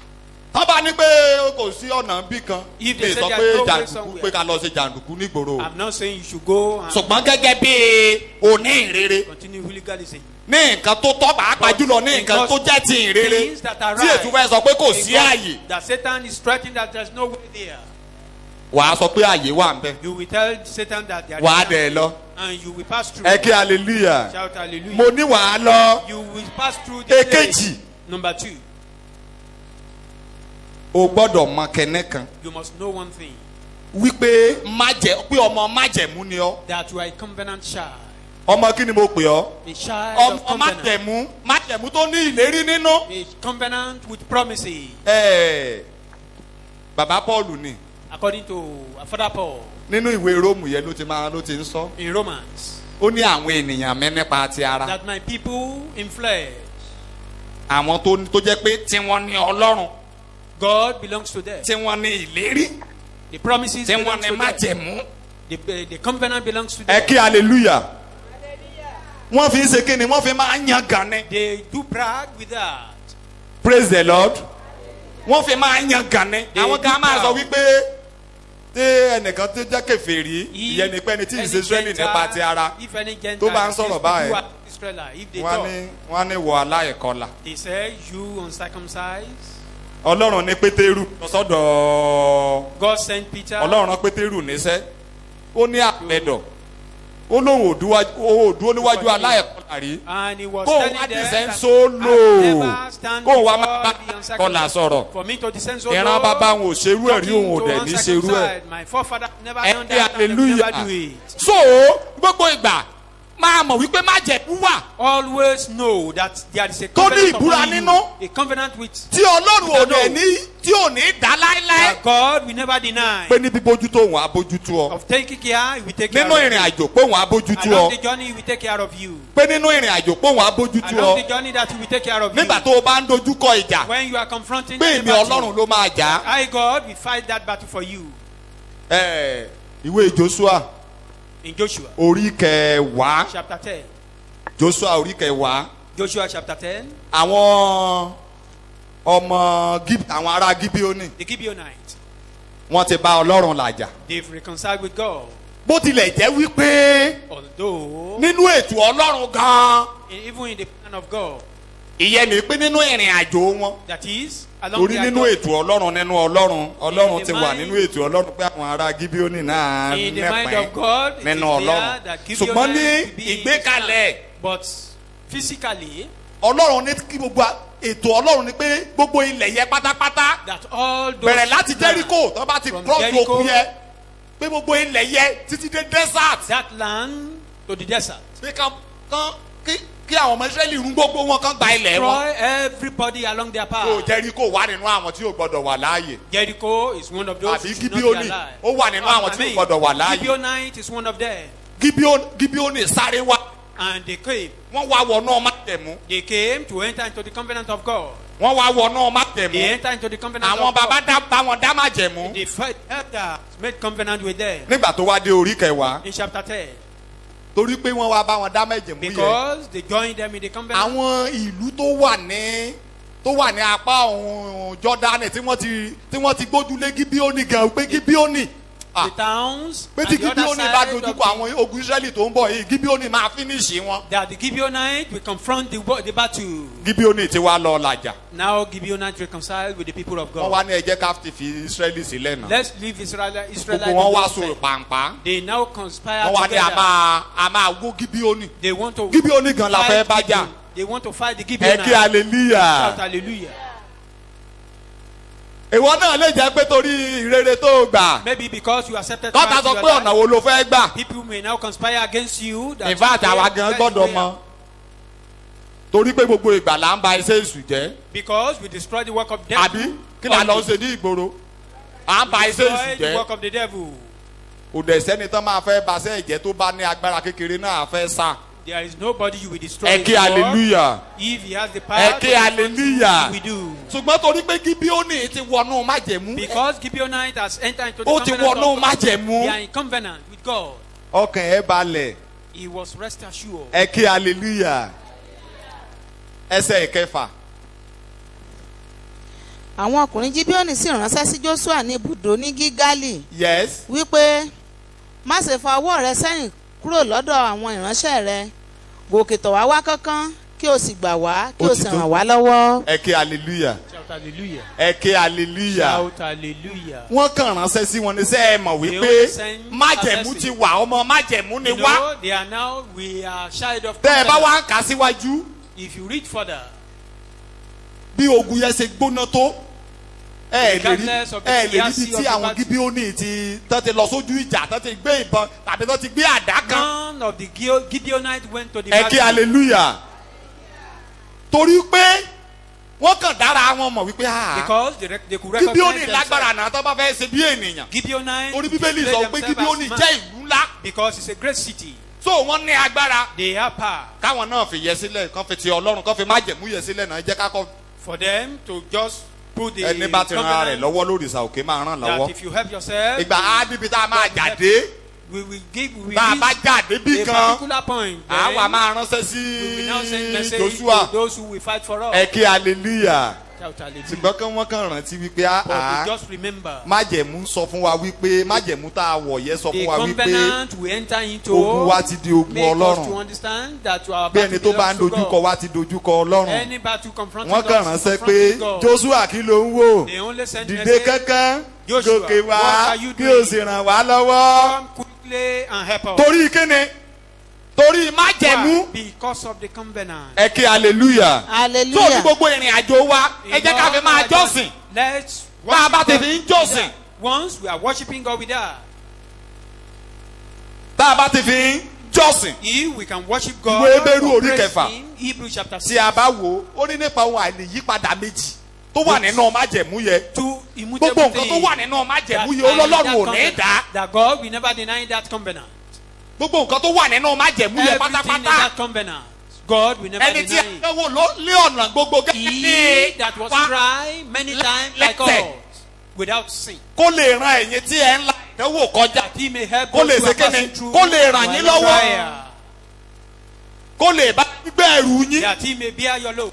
ẹ̀yin tí ẹ ní gbogbo ẹ̀yin tó ń ṣiṣẹ́ tí a ní ẹrù wíwo lé lórí. those who are suffering. tó bá ti wá sínú májẹ̀mú olóhùn á ṣe kíni máa fún ọ ní ìsinmi. he will give you rest. wà á ní ìsinmi lórúkọ Jésù. you will rest in Jesus' name. ẹ ké hallelujah. hallelujah. ẹ̀kẹta number 3. tá a fi gbọ́dọ̀ máa jọ́sìn tá a dẹ̀ gbọ́dọ̀ máa mọ̀ ní gbogbo ìgbà. we must recognize always that wípé we belong to God. àṣàyàn ènìyàn ni wá we are choosing. that we are chosen. we are peculiar. adájàtọ̀. we are peculiar. ẹ ké hallelujah.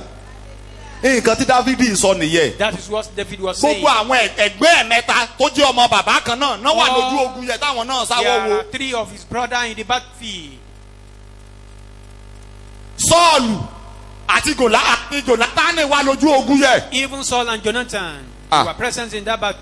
nígbà tó ọjọ́ tán pa Sọ́ọ̀lù àti Jónátánì. the day Jonathan and Saul was tí killed. Dáfídì ń pohùn réré ẹkún. and David was wailing. ó ní Jónátánì àti Sọ́ọ̀lù. he said Jonathan and ó Saul. ní ìdá àwọn yìí lọ sójú ogun kó their má bọ̀. sword will never go to the battle without touching blood. pé ìdá àwọn yìí lọ kó má fọ̀rọ̀ kó má fọ ẹnu ká will bá not ìjẹ̀ wá go lé to ní the battle without àpàtà. return. wọ́n wà lójú ogun yẹn. they are in that battle. ẹ ké hallelujah. ṣùgbọ́n nígbà tí Dáfídì débẹ̀. but when David got there. ó yẹ kóun náà bí etí à. he should be afraid like his ṣùgbọ́n wò ó brother. yàtọ̀. but number he said, 1. I'm peculiar. èkejì. number 2. rántí he could lọ́tí remember ìfàkòróró yẹn ọkọ the first anointing. tó wà orí kẹrìndínlógún lọ́jọ́ tó ń da ìfàkòróró yẹn lé lórí. today he was first anointed. pé kó jọba. that he must rule. lọ́jọ́ tí Sámúẹ́lì lọ sí ilé Jésè went to the house of Jesse. tó ń da òróró yẹn lé and he lórí. was anointed that day. pé Ọlọ́run yàn ní. that God chose him as king. láti ìgbà yẹn henceforth ló dá yàtọ̀. he became gbogbo ibi tó bá ti wà ló. anywhere he find himself. ẹ kí hallelujah. he ruled. tó bá wà níwájú ọ̀tá á jọba. even in the presence of the enemy he ruled. ẹ kí hallelujah. ogun lè Sọ́ọ̀lù lè kúrò ní Ísírẹ́lì. Saul sent him out of ó Israel. sá lọ sí orílẹ̀-èdè Philistine he lọ́dọ̀ ran to the Philistines. gbàgbé ọkùnrin yẹn ẹ kí hallelujah. àwọn tí sọ tó jẹ́ pé Dáfídì gan gbógun tì ní àwọn yẹn tó gbà láàyè. those whom David was waging war against. nígbà tó tún débẹ̀ ó tún ṣe kẹ́ni ní ìlú àjòjì ó tún jọba. in a strange land he was so ruling. Ọlọ́run fẹ́ kí wọ́n náà máa jọba. God wants you to rule kò as retí well. pé kí òun kó máa jẹ gàba lé ọ lórí. that is nothing will rule over you. ìfàmì òróyàn tá a dà lé wa lórí gẹ́gẹ́ nínú Jésù the nìyẹn. anointing of God upon us. ìfàmì òróyàn tá a dà lé wa lórí that is the nínú anointing we Jésù receive nìyẹn. in Christ Jesus. ẹ kí hallelujah. shout hallelujah. pé ènìyàn ọ̀tọ̀ ni ọ́ o. that you are peculiar. pé tó o bá dẹ̀ ti ń lọ. anywhere you go. èdè kan wà nínú ìwé Psalm 105 yẹ. In Psalm 105, ẹsẹ̀ kẹtàlá sí ẹsẹ̀ kàndógún.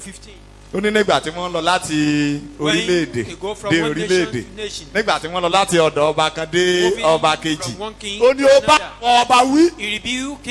Ṣé Ọlọ́run ti bá àwọn ọba wí torí ti ẹ̀wọ̀ náà? So mọ̀ bẹ́ẹ̀ ọba kọba tí ò bá ti gbá ìkìlọ̀ kékeré ara that refuse warning will be ó shut fẹ́ down. para rẹ̀ run. He want to ruin himself. Ó fẹ́ He want to ruin ó fẹ́ kú himself. ikú ìyà. He just want to die prematurely. Tó o bá ti mọ̀ yẹ. Wants to know that. Tó o dẹ̀ ń ṣe ìfẹ́ Ọlọ́run. And you do the will of God. Kò ní sí wàhálà. No wahala. Wà á máa lọ.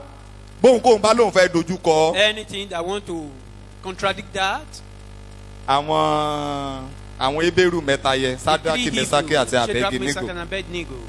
Wọ́n ní ọba yẹn lọ dá iná ẹ̀ ní ìlọ́po méje. The king multiplied the fire 7 times. Wọ́n dẹ̀ sọ pé èdè méje túmọ̀ sí wípé wọn ò perfect pé wọn ò lè ṣe ju yẹ lọ mọ́. Which means 7 means you cannot do. Gbogbo nǹkan tí Èṣù lè ṣe, gbogbo nǹkan tí ọba yẹn lè ṣe pátápátá ló ti ṣe yẹ kò lè ṣe mí mọ́. Nothing else. Àwọn Hébérù yẹn kan fẹ́rẹ́ rìn. And the Hebrew just wọ́n ní ọba about him that king. àti kọ́kọ́ pinnu pé àní dá ọ lóhùn. We've decided not to give you. Ṣùgbọ́n torí pé o sọ pé o béèrè Ọlọ́run wa. But you ask for. O fẹ́ mọ ẹni tá a jẹ́. You want to know whom we are. Jẹ́ kó yé ọba. Know this, O king. Wípé àwa jẹ́ ti Olúwa. We are of the Lord. Olúwa tá a dẹ̀ ń sọ yìí. And this God we are talking about. Ó ní agbára láti gbà wá. He has the power to save us. Ìwọ ò mọ Olúwa yẹ òrìṣà ló mọ̀. You know the idol. Àwa Yorùbá àmọ̀ yẹ Ògún la mọ̀. Ọbàtálá la mọ̀. Kakó Èṣù oríta. Kì í tẹ̀ tún ṣe Èṣù inú Bíbélì gan ni Yorùbá mọ̀. Èṣù oríta. You don't even know the Satan of the Bible. Èṣù oríta yẹ kò lágbára bíi ti Èṣù inú Bíbélì. That of the junction. Ẹ kí hallelujah. Torí Èṣù oríta yẹ ènìyàn ni. That of the junction is human. Ẹ kí hallelujah. Praise the Lord. Shout hallelujah. Praise the Lord. Shout hallelujah. Ìfàmì òòyàn ni mo ń sọ. We are talking of anointing. Ìpè tí Ọlọ́run fi pè wá máa mójútó. The call of God. Ó ìjà tó lágbára nìyẹn. Wà á gúnlẹ̀ láyọ̀ lórúkọ Jésù. Greatest weapon. A will and safely in Jesus' name. Báwo la ṣe máa wà how to be effective with our calling? Báwo la ṣe. Mú yányán nínú ìpè wa. Be effective. How can we be effective in our calling? Amen. Tí a lè tí iṣẹ́ yẹ tá rọ̀ wá lọ́rùn. And the work will be easy for us. Tá a ṣe é ṣe fún wa. It will be easy and tí possible ọkàn for wa us. fi balẹ̀. And we be rest assured. Ẹ ké hallelujah. Ẹ ké hallelujah. Shout hallelujah. Ohun àkọ́kọ́. Number 1. Sẹ́ẹ̀rì. You know what? A gbọ́dọ̀ máa jẹ́ kó kalẹ̀ nínú ọkàn wa. We must be sure. Sẹ́ẹ̀rì pé ìpè tọ́lọ́run fi pè ọ́ yẹ gán. That you are calling. A máa wá àyè fún ọ. Will be creating chance for you. Ìpè tọ́lọ́run fi pè ọ́ yẹ gán. That your call. Òun ló máa gbé ọ dé. Will take you to whatever level you want. A gbé ọ orí. Báwo ni mo ṣe fẹ́ pè é? A gbé ọ dé ilé àṣeyọrí. It will take you ìpè yẹn gan òun ni kókó. to a triumphant land. Tó o bá ti ń tọ́jú ìpè yẹn. That calling Ìkíní náà. is important. Sórí tó o bá ti mọ̀ pé ìpè yìí ní nǹkan tó o ní nìyẹn láti rìnrìn àjò. This is what you have. Wà wá máa mọ̀ bó o ṣe máa pa mọ́. Then you will know how to Fún keep mi it. ìrìn ìjà tó ohun ìjà tó lágbára nìyẹn. It's a greater weapon that you have. Amen. Amen. Jẹ́ kí yẹ kókó kọ́ kalẹ̀. Let that one settle in your mind. Nínú ọkàn wa. In your mind. Pé ohun ìjà wa tó lágbára nìyẹn. That's our calling. Tí a bá ti ń tẹ̀ síwájú. Dáfídì jẹ́ Jósẹ́fù. Like Joseph. Ìwé Genesis orí kọkàndínlógójì. Genesis 39. Ó lu èdè kan bẹ́ẹ̀. Nígbà tí obìnrin yẹn sọ pé wá bá mi ṣe. When the woman wanted to harass him. Ó rántí pé ìpè tọ́lọ́run fi pè ń ju kì í ṣe irú eléyìí. Ìṣe kó wá bàjẹ́ ń bì. He could remember his calling. Ó ní kí èmi kí ó ṣe eléyìí. For me to do this. Ohun tí mo ti ń tọ́jú láti ọjọ́ pípẹ́ wá. I've been kí n dẹ̀ gbé lẹ̀ kí n dẹ̀ bàjẹ́. all these days. Màá wá ṣẹ̀ sí Ọlọ́run. And you offend God. So torí pé ìpè yẹ ó kún lójú ju àwọn nǹkan mìíràn lọ ó dẹ̀ mọ́. That calling is very paramount to him. And he could lọ́jọ́ kan recognize ni ọba dẹ̀ nìkan lọ pè wá. And in a day, ni ọba he was yọ sent lẹ́yìn ọ̀pọ̀lọpọ̀ wàhálà ni o. after many ọba dọ̀ trials. ẹ̀dọ́ra yọ ìrùka owó ẹ̀. And the king ó removed ní his ẹ bá mi ring kì í bọ̀ lọ́wọ́. and gave it to him. kí n lo èdè ó gbé adé orí ẹ̀.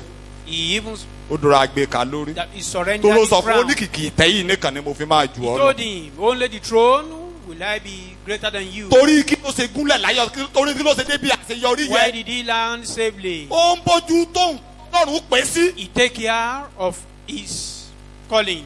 number 2 Number kg. jẹ́ kí ìpè yẹn Let your calling jẹ́ kó jẹ́ number 1. be number one. gbogbo àwọn nǹkan tó kù tó máa tò lẹ́yìn ẹ̀. Every other thing should follow. pásítọ̀ mi kan ni Like one of my pastors. wọ́n ní ìgbà táwọn wà ní ilẹ̀ òkèrè níbi tán ti lọ sáf That when he was tán múra àtẹ̀padà wálé.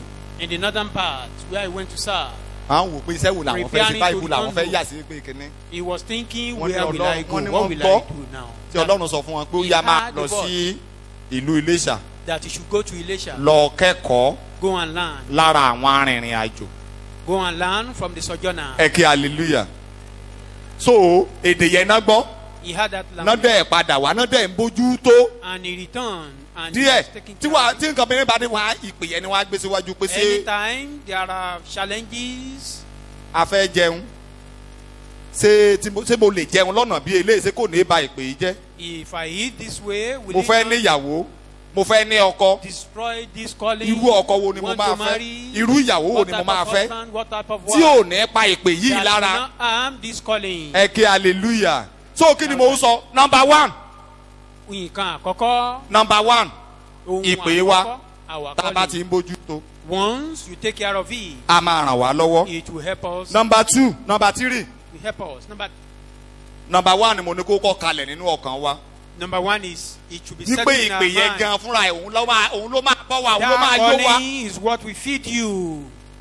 number 2 òun ni pé kó jẹ́ number 1 number 3 jẹ́ kó jẹ́ pé ìpè yẹn gan òun ló máa wa òun ni ọlọ́kọ̀ tó máa wa ọ́. Let that calling be your driver.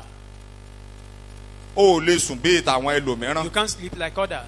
o ò ní jẹun bíi tàwọn You ẹlòmíràn. can't eat like others. ẹ rí àwọn Dáníẹ́lì See the Daniels and nǹkan his tí ọba food. gbé síwájú wọn kan jẹ oúnjẹ àdénù kan lára dáadáa kan sí Them dáadáa. to eat better food. Dáníẹ́lì lọ bá olórí ẹ̀ sọ. Daniel went to meet the leader nǹkan tọ́lọ́run pè wá sí of the yàtọ̀ guard. That má jẹ́ our- ká jẹ bí ilé ká mọ̀ our bàbá calling is kìíní yẹn jẹ́. different.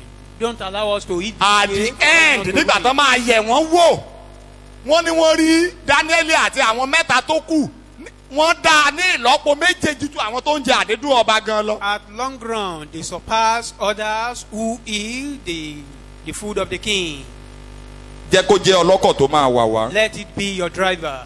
Of Number things that 4. will be directing your life. gbìyànjú Try bá a ṣe ń gbé gbèsè ní kọ̀ọ̀kan yẹ as you are taking steps pé màá parí ẹ̀ láyọ̀. that I will land safely.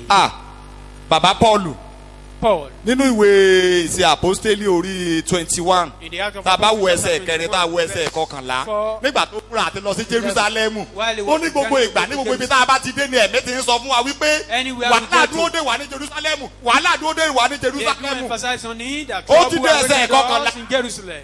wòlíì kan ti ẹ̀tún dídì ó mú àmùrè ó di ara ẹ̀ báyìí ni a ṣe máa fi ẹni tó ní àmùrè yìí gbà tó bá dé Jerúsálẹ́mù. Try to gbogbo wọn ń sọ fún pé kó má lọ and ó they ní were èwo telling lẹ́yìn him tó ń not to ṣe go. yìí. He said, what are you doing, ṣé brethren? kí n wá gbé ìpè tí mo ní sílẹ̀ ni For me to leave kí my n gbé sí calling? Ọlọ́run sílẹ̀ For ni. me to surrender, to leave the work ó of tún dé God? Jerúsálẹ́mù ó rí wàhálà. He even got there. Ọlọ́run tó sọ fún God wípé told him, o ti jẹ́rìí ìmú ní Jerúsálẹ́mù wà testify gúnlẹ̀ to my láyọ̀ name here. pé wà and you will jẹ́rìí not mi say- ní Róòmù pẹ̀lú. You still do that in Rome. Ọlọ́run á bùkún wa. May God bless all. ẹ jẹ́ kí n fò pátápátá That àwọn is key. àǹfààní tó wà nú ẹ̀ Benefits. àwọn àǹfààní Benefits. praise the Lord àǹfààní tó wà ń bẹ̀. The benefits that are in you to recognize your calling.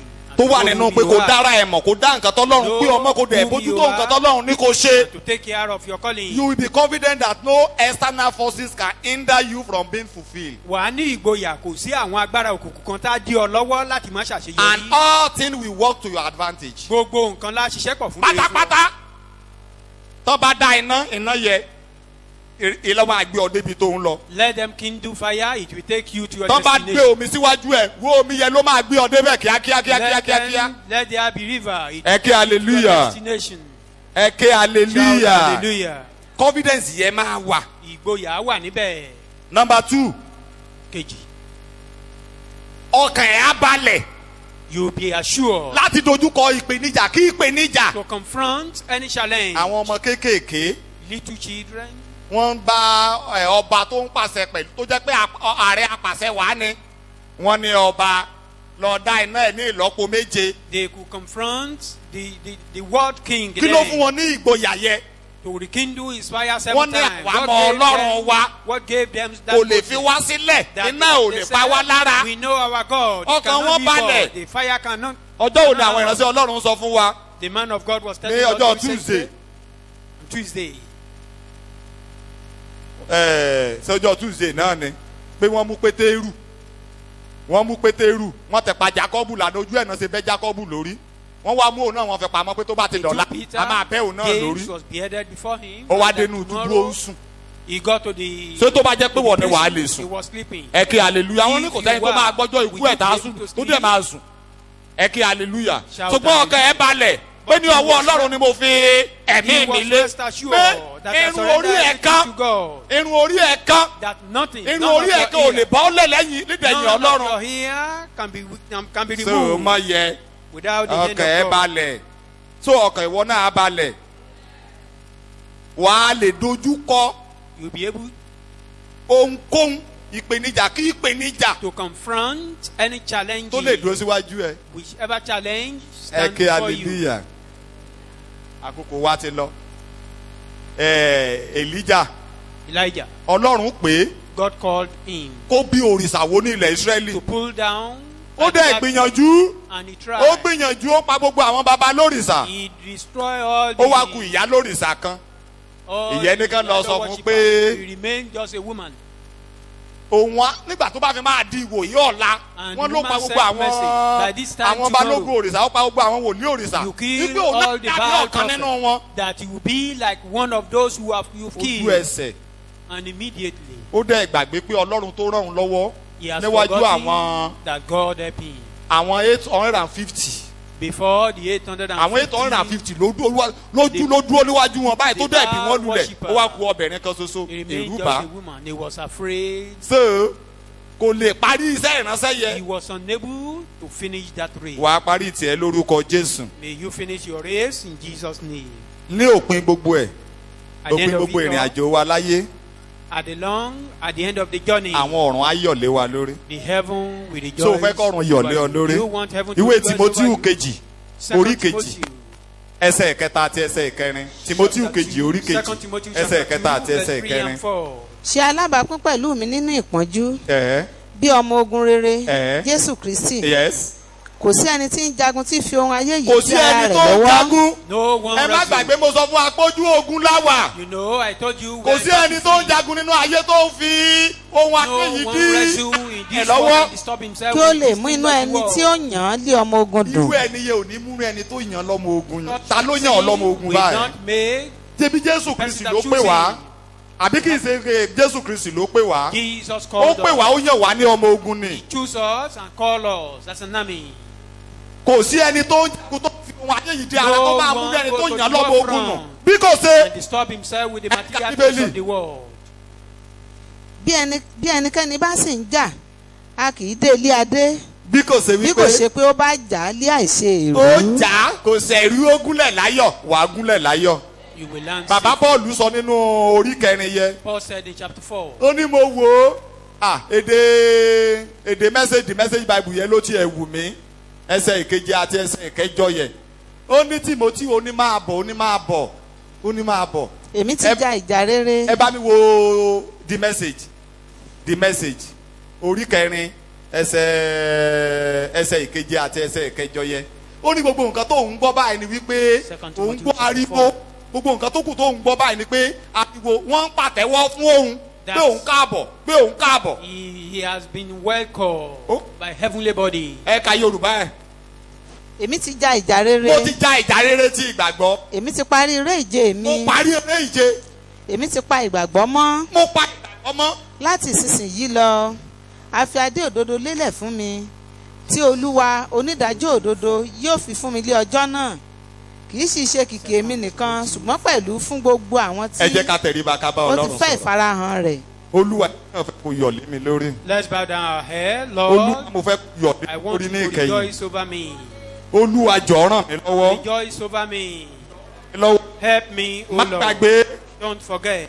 ẹnikẹ́ni bá jà lọ́wọ́ àìdéládé o. During the battle, Bí kò ṣe pé ó jà láìṣẹ̀rú, ó gúnlẹ̀ láyọ̀. fight without Olúwa corruption. jọ̀ọ́ ràn mí lọ́wọ́. He lands safely. Olúwa Lord, jọ̀ọ́ help ràn mí me. lọ́wọ́. Lord, help me.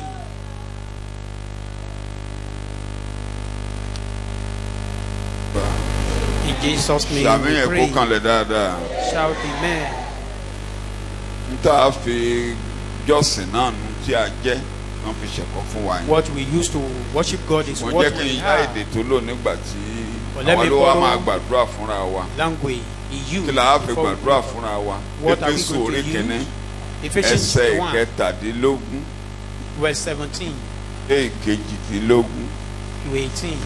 Kódà ó dé 22 bẹ̀tà nílé Pé ṣẹ̀kọ́. kí Ọlọ́run Jésù Kristi Olúwa wa bàbá ògo lè kí ojú ọkàn yín lè mọ́lẹ̀. Olúwa láàárọ̀ yìí jẹ́ kójú ọkàn mi kó ṣe kí ni o. Lord, this morning, Ẹ máa let the kàn eyes kí ló of ní my mind kí la fẹ́ open. mọ̀ tójú ọkàn á bá mọ́lẹ̀. What do you want to ṣe ní know? kí bí Èlíṣà ṣe ní jẹ́ kójú bá mi lá ojú ọmọ yìí. As Paul náà Elisha, wá ń gbàdúrà other God àwọn who ọmọ opened mi the eyes nínú of the Jésù servant. jẹ́ kójú wọn Paul mọ́lẹ̀. was praying that God should open the eyes of the Elisha servant ní in Christ. lá ojú ọmọdé yìí. Elisha said, open the eyes Paul of this náà ní child. Paul bá said, mi lójú àwọn ọmọ mi help wọ̀nyí. me to open the eyes of these my Ẹ̀yin ọmọ mi children. ẹ gbàdúrà kójú ọkàn yín náà kó jẹ́ You, kí ni my o kó children, Lè mọ́lẹ̀. mọ́lẹ̀. pray that the eyes la of your fẹ́ heart mọ̀? be open. Kí ẹ̀yin kí ó lè mọ ohun tí ìrètí ìpè rẹ̀ jẹ́. Kí la pè wá fún? The purpose of our Àwọn calling. ìṣẹ̀kọ́ ẹ̀ lónìí o. Máa kà á.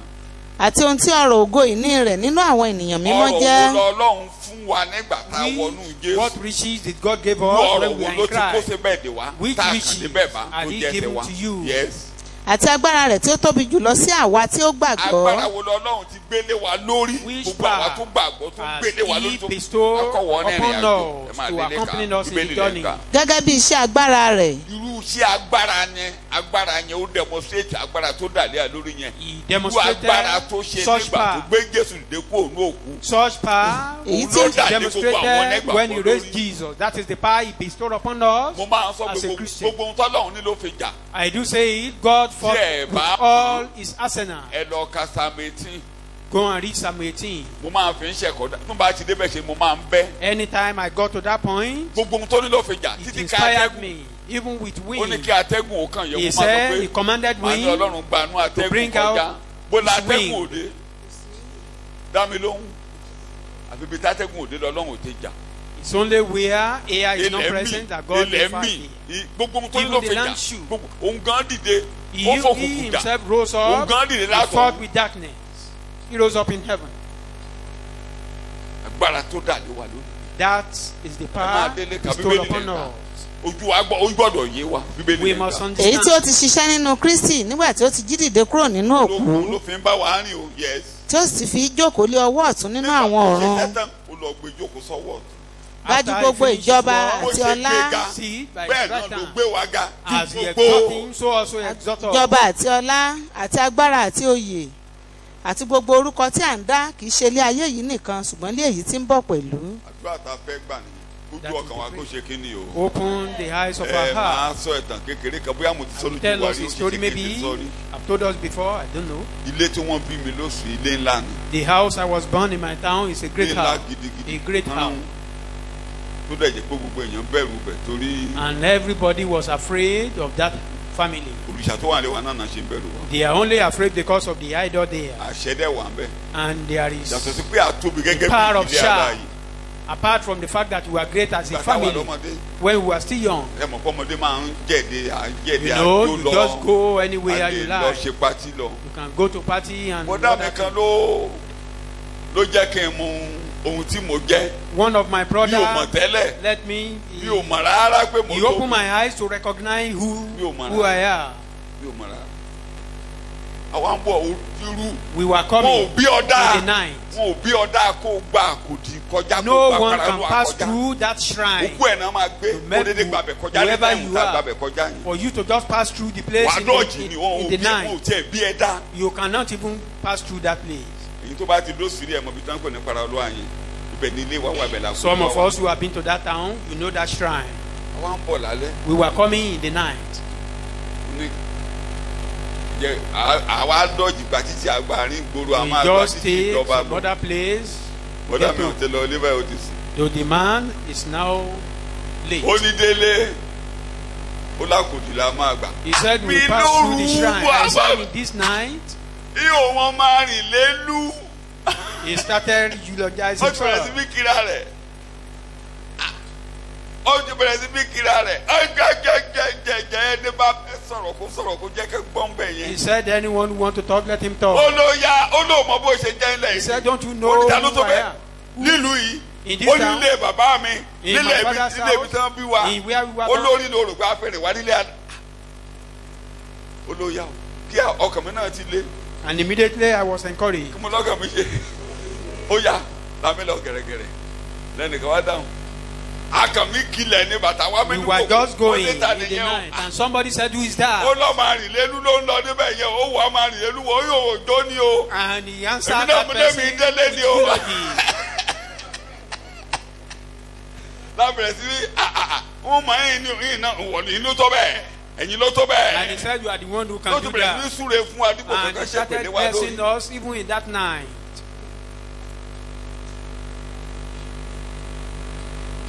bí bàbá ṣe iṣẹ́ ẹ̀kọ́ yẹn ni mò ń rántí. As the man of God was preaching, Kí mi it tó just gba come to my Jésù. memory. Before I mo was gba saved, Jésù láti gbà yẹn.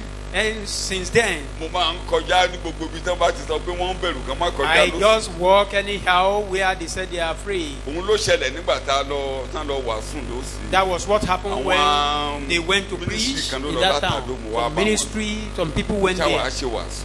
I preached. ariwo wa ta There lẹ́yìn ìgbà was yẹn. noise after that. wọ́n ní They said wọ́n gbọ́ pé they had it délé owó ẹ̀yẹ ti gẹ̀gẹ̀. that I've climbed their shrine.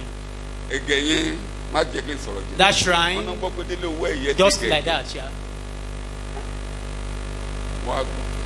bàtà I had wọn it. pariwo káàkiri. When they were making noise. mo ní moríkì mi ni. And I mo now lé mi gan máa replied gẹ̀gẹ̀. them. mo lórí ẹ̀ ni mo ti máa ṣẹ̀kọ́. I mo ní mo replied bọ̀ wá them, ṣẹ̀kọ́ that lórí is ẹ̀. my name, that I'm coming to climb that àwa lọ sí shrine. wàásù ta gbangba.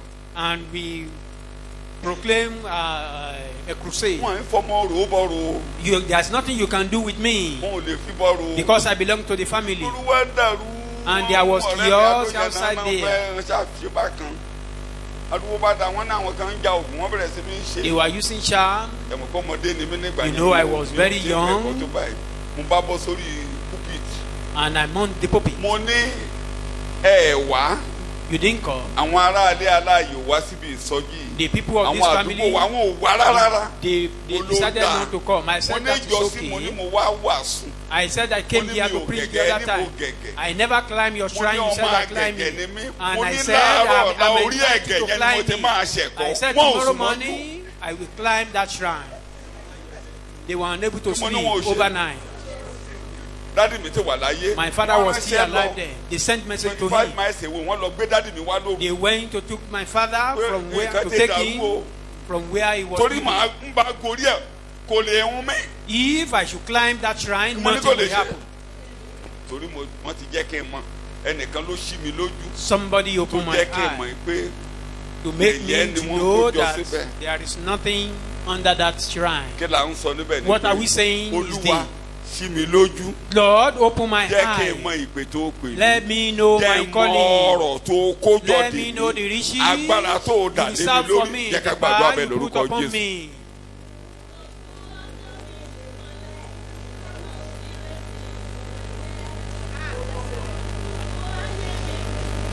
ìjẹ́wọ́ yẹn la máa ṣe ká tó lọ lé We will níta jẹ́ confess before we go. àwọn àǹfààní tán kọjọ yẹn ẹ̀kọ́ lẹ̀ The wọ́n ti gbé benefits sórí fọ́nrán ẹ̀kọ́ lẹ̀ is on kédélé the kà screen.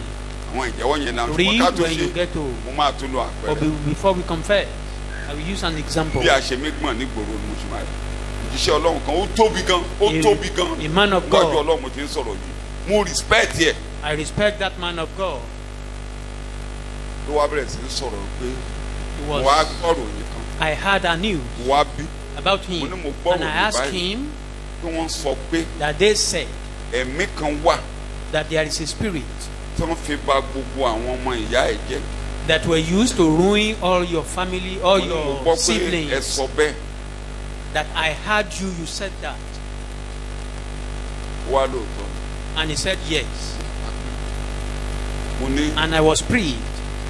lágbájá ó kọ́kọ́ sọ̀tàn yẹn He bí told, kí yẹn ṣe rí ó sọ̀tàn he yẹn mo told fara the balẹ̀. story, Mo ní ìtàn tẹ́ how pa the yìí. dream was. And I Mo said ní this àwọn story. tí ẹ ń sọ̀rọ̀ nípa These people èyí. you are talking Mo about, ní wọ́n jẹ́ bẹ́ẹ̀ torí pé a tà wọ́n síbi odi. they were like that because they were A tà wọ́n sold mo to tún a ti sọ mo ní dumb a tà idol. wọ́n síbi odi. They were sold into a dumb Ó lóòótọ́ idol. ni. And he said yes. Mo ní nǹkan tẹ́ wá ń sọ yìí. What you are now saying, Mo ní àwọn tẹ́ ẹ̀ ń dárúkọ yẹn. these people you Mo are ní talking tẹ́ about, ní kinní yẹn kan. that's our Kí ni concern wọ́n with ṣe this jẹ́? issue. Ó ní wọn ò gba Jésù. Mo ní Who ṣé are ohun they? tẹ́ ẹ̀ ń sọ ni pé And he said, ẹ̀yin they náà were not saved. ẹ̀yin náà And I ló wá said, jẹ́ kó sọ̀rọ̀ mo wá what gbé you are trying to say nǹkan now tí bàbá ẹ̀ fi ń is ṣẹ̀kọ́ you mo wá yourself. gbé mo wá bẹ̀rẹ̀ sí í sọ ohun tí a jẹ́ nínú I Kristi was Jésù. now confessing what Mi we ò tí ì sọ tried. méjì I've ó never fò mọ́ mi mentioned lójú And he just ó stood up. lólùkọ́ni ni ọmọ He ní ọ̀rọ̀ said, you are ẹ̀kọ́ a teacher. kọ́ I rèé said, it's not a matter of mo teaching. ní ilé ìṣọ̀rọ̀ ẹ̀kọ́ This is mo not ní a ilé matter ìṣọ̀rọ̀ of ẹ̀kọ́ teaching. mo ní ilé ìṣọ̀rọ̀ ẹ̀kọ́ mo ní ṣé nǹkan báyìí lè jẹ́ mo ní tí mo fẹ́ gbọ́ lẹ́nu yín ni pé What I want to hear ẹ̀mí from you burúkú tó ń is ba ayé wọn that jẹ́ those jẹ́ evil spirits ó that ba is ayé ẹ̀yin ruining náà them, jẹ́ he ó ruined lóun your sọ life. bẹ́ẹ̀. He said, no, I didn't say that. ó ti ń sọ bẹ́ẹ̀ tẹ́lẹ̀ He had been saying that before. ìgbà tí mo sọ lójú But ẹ̀ when I opened his eyes, àwọn kan ń dorí kodò nílé yín. some people Àwọn were èdè kan bowing lọ down ní in your gbogbo family house. attack àti attack Some rẹ̀ people, àti ta attack ọlọ́pàá is their language. àti ta ọlọ́pàá gẹ́gẹ́ bí ẹni ìràpadà As a redeemed man, tí a ti woman, san gbèsè that the price had been paid. ọlọ́run nìkan ni gbogbo wa jẹ ní gbèsè We only indebted to tí Christ Jésù alone. san gbèsè yẹn fọlọ́run Jesus paid that price to tí wọ́n God. gbé wa kúrò lórí àtẹ And we were moved away from the tí ò counter. ṣe dúnàdúrà lórí No wa more mọ́ merchandise upon wọ́n ti us. ra ọpọlọ ọmọ yẹn The brain of that child had been àwọn kan bought. ti kọ́ ọpọlọ ẹ̀ lọ Some people have taken away his àwọn kan ti brain. dúnàdúrà lórí Some ọjà rẹ̀ ó lè people tà mọ́ are debating on him. wọ́n ti ra ọyàn rẹ̀ yẹn They bought àìsàn ló your máa breast pa bó ṣe wà yẹn. because he must be wọ́n ti killed ra or ẹsẹ̀ died rẹ̀ wọ́n of ti ra sickness. ojú rẹ̀ ṣé àwọn ti ra ojú rẹ̀. Have your eyes been Ee, bought? ṣé dúnàdúrà wà lórí rẹ̀. Is there any ẹni ìràpadà sọ bẹ́ẹ̀ ẹni Tell ìrà yourself, I am a àti redeemed. ìrà mi padà I've been redeemed. ẹ̀jẹ̀ ló fi rà mí Redeemed with the blood. ẹ̀jẹ̀ ni Jésù fi rà mí kì í ṣe Iṣẹ́ jẹ́ ẹ̀jẹ̀ ewúrẹ́. rẹ̀. tàbí tọmọ màlúù ẹ̀jẹ̀ rẹ̀ ló fi rà mí. Jésù ti rà mí I've been redeemed wọ́n by ti san Christ. gbogbo gbèsè And fún he paid Ọlọ́run all the Sure. mi price. ò for jẹ́ God. èṣù ní gbèsè I'm not indebted to mi ò sin. jẹ́ ọmọ èèyàn kan ní I'm not gbèsè indebted lábẹ́ to any ọ̀run Kan ní human gbèsè. being. Jésù ti rà mí padà. Ọlọ́run tí mo jẹ ní gbèsè The God that I'm Jésù indebted san to, gbèsè. Jesus had paid the price. Pàṣẹ Jésù san gbogbo gbèsè. Jesus paid it all. Olúwa wa Jesus' jókòó name. ọmọ ìyá ẹ̀ Relating to that, ta ló ń bá ọjà bó ṣe wà yìí who is fighting you? Ọlọ́run nìkan ló lè bá ọjà It's only God that can fight Ọlọ́run you. yẹn ti yọ́nú And God, olùkọ́ni that ló ń bẹ̀ o God is appeased. ẹ̀jẹ̀ Jésù jẹ́ kí Ọlọ́run yọ́nú The blood of Christ appeased wíbẹ̀ God. lẹ́ẹ̀mẹ́ta ẹ̀jẹ̀ Jésù jẹ́ kí Ọlọ́run The yọ́nú blood of Christ appeased God. o nítorí náà Ọlọ́run ò bá mi jà mọ́ Therefore, God is no inú more Ọlọ́run fighting yọ́ me. sí mi pátápátá God is pleased with me. ta ni ẹlẹ́jọ́ mi Who is my ta ló ń bá mi accuser? jà Who is fighting me? kòkòrò yóò jẹ wọ́n run They pátápátá will be consumed by war. ta ló ń dìde lórí ọ̀rọ̀ mi Who is rising up against nígbà me? tọ́lọ́run ò bá mi jà As long God is not fighting me. ta ló ń bá mi jà nígbà tọ́lọ́run Who ò is bá mi against jà me when God is not fighting me? bí a ṣe Jésù tí ó kú Is it Christ kí a that kúkú sọ died? pé ó jíǹde kúrò nínú òkú bí a Even ṣe that Ọlọ́run tó resurrected ti from yọ́nú death? sí mi ló Is máa it bá mi jà. God that is pleased with me that will be fighting against me? ń parí àkókò tí lọ́kàn mi parí ẹ̀kọ́ lórí àwọn akọrin ó ní kẹ́ ẹ máa tẹnu mọ́ wípé Continue ọmọ confessing májẹ̀mú wà ó ní that nígbà tó ń sọ ti you are Gíbíónì child of jàre covenant. Talking of the Gibeon, Ọlọ́run bá gbogbo Ísírẹ́lì jà tó God ní Gíbíónì fought against all Israelites concerning torí Gibeon àdéhùn wà lórí rẹ̀. because they are child of covenant. nípa wọn lè yí padà méjì ẹ̀jẹ̀ àti ẹ̀jẹ̀ Jésù lọ́wọ́ ọ̀tún bàbá mo máa mé tẹnu mọ́. Ire àwa mi. Bíjì bá ń jà ayé. Èmi àrùlà ò dájú. Bárabá ní ayé ara òní ni mí mo mọ̀ yẹn. Mo ń bọ̀ jẹ́ kó wọnú ọkàn ẹ o. Let it be settled in you. Let it be settled in your mind. Let that thing enter into your mind. Bí kòró bá ń jà ayé. Èmi àrùlà ò dájú. I will escape it. Tí méjì bá ń jà ayé. Èmi àrùlà ò dájú. Béèyàn bá ń jà ayé. Èmi àrùlà ò dájú. Escape. Let it be settled in your mind. Èmi àrùlà ò dájú.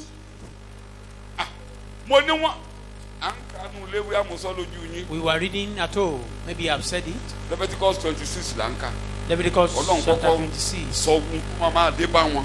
God first mentioned the problem that they will be encountering. Nígbà tí òun ti sọ ojú ilẹ̀ di ọ̀tun fún yín. When he has renewed the land. A ti sọ ojú ilẹ̀ di ọ̀tun fún yín torí has orí wa ni wọ́n súre lé because we lórí. were blessed. Ilẹ̀ ò lè ṣọwọ́ òdì sí wa. The land cannot be contrary. Mo ní kò lè ṣọwọ́ òdì sí wa. Ilẹ̀ ò lè ṣọwọ́ òdì sí wa. Ilẹ̀ ẹ̀kú gbígbóná máa fẹ́ nígboro kò lè fẹ́ délé tiẹ̀ ló ń sọ yìí.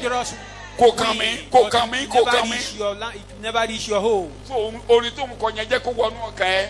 That sing or that song, let it be sing in your heart. Má jẹ́ kó wà lágbárí kò kàn mí, kò kàn mí. Don't let it remain in your brain alone. Mo ní kò jẹ́ kò kàn mí. Your heart. Kò kàn mí. Ìtì là á fẹ́ máa gbọ́. You only hear me. Ṣe ohun tí àwa mọ̀. What we know, we confess what we know. Èmi gbàgbọ́ ni. Mo ṣe ń rí. Èmi gbàgbọ́ ni mo ṣe ń tẹnu mọ́.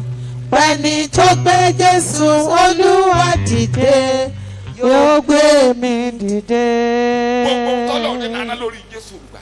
God spent all what he had on Christ Jesus. So àdéhùn wà. There are promises. There are promises. Àdéhùn wà. Promises. Ọlọ́run ò dárí.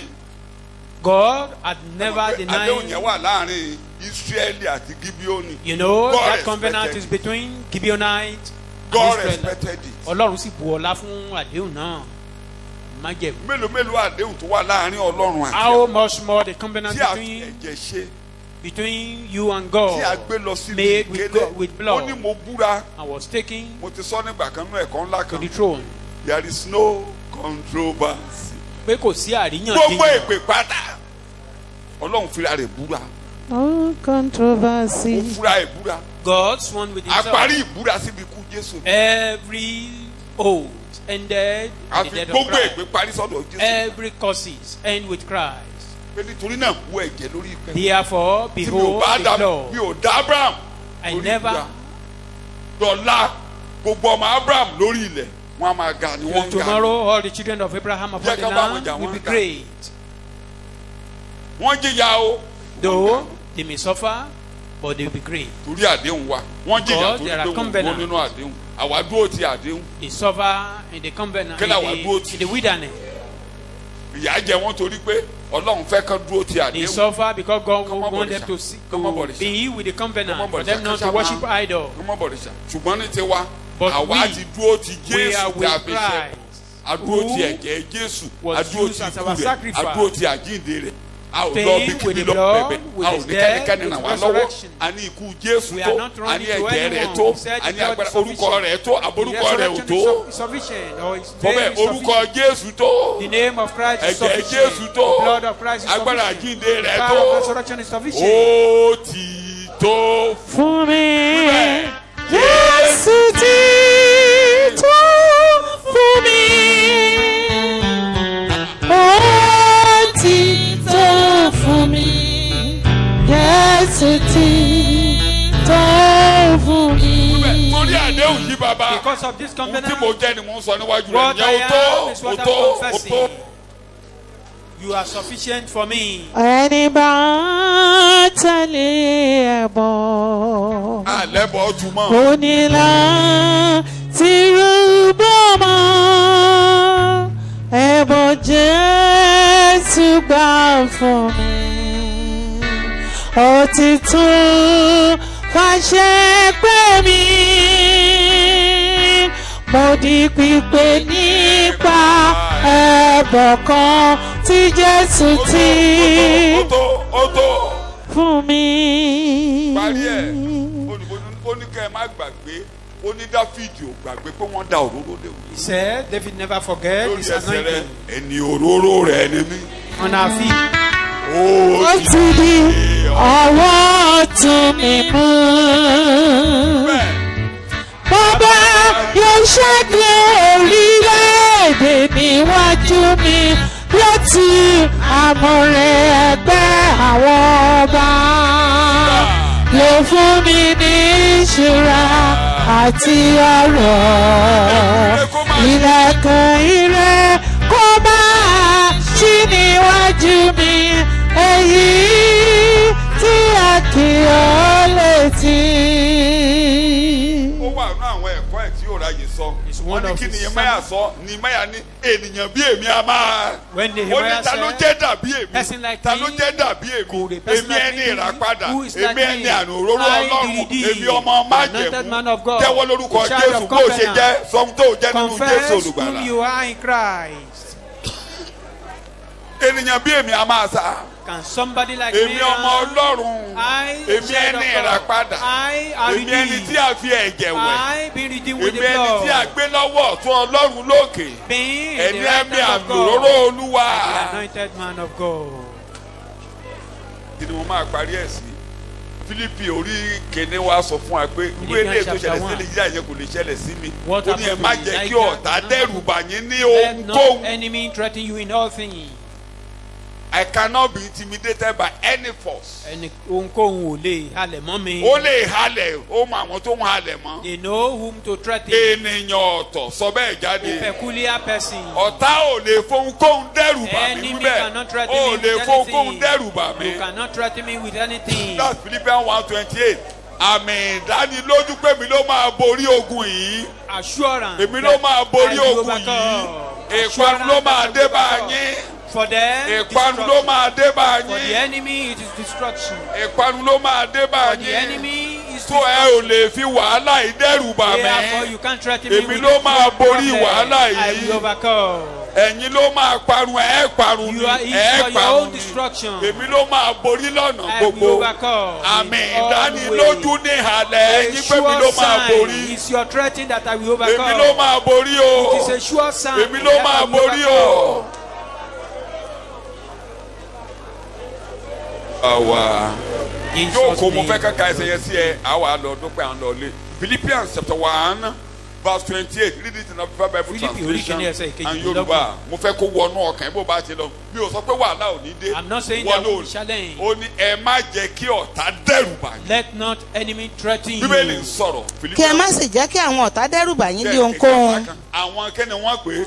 Àwọn ọ̀tá èyí tí í ṣe àmì tí ó dájú fún ìparun wọn. Ìyẹn ni pé ìhàlẹ̀ wọn yẹn ni pé wọ́n máa wó sọ́bẹ̀ ọ̀tá máa wó ọ máa wó máa rí gbàlà Olúwa Jèhófà yóò ràn mí lọ́wọ́. Lord my God will help me. Bíbélì lóyìnbó. Or intimidated in anything by your opponents and adversaries. Don't allow your opponent to intimidate you. You don't need to be threatened. For such constancy and fearlessness will be a clear sign, proof and seal to them of their impending destruction. Èrí tó dájú àmì tó dájú pé ó máa bọ́ lọ́wọ́ wọn láìpẹ́ àmì pé fún tiwa mo bọ́ mo ti bọ́ a sign for us that I'm free that I'm free mo ti yọ I'm free. dúpẹ́ lọ́wọ́ Ọlọ́run. Thank God for that. dúpẹ́ lọ́wọ́ yín o. Thank you. Olúwa gba ọpẹ́ wa o. Olúwa gba ọpẹ́ wa o. Gẹ́gẹ́ bí akọni la ń lọ. À ń lọ pẹ̀lú ìgboyà. Lórúkọ Jésù Olúwa máa bá wa lọ. Go along with us. Ọwọ́ àti ọwọ́ rẹ lórúkọ Jésù Olúwa fi máa tì wá lẹ́yìn. Be a supporter in Jesus' name. Orí ọ̀fẹ́ Jésù Kristi Olúwa wa. Jesus Christ. ìfẹ́ ti Ọlọ́run. The love of God. Ìdàpọ̀ ti Ẹ̀mí Mímọ́. Fellowship of the Holy Spirit. Bí a ti ń lọ yìí kó máa bá wa lọ. Go along with us. Bí a ti ń lọ yìí kó máa bá wa lọ. Go along with us. Kí àánú rẹ̀ kó fẹnu kò wá lẹ́nu. Jesus. Bẹ́ẹ̀ ni kó rí o. Jésù Kristi Olúwa wa. Amen. Praise the Lord.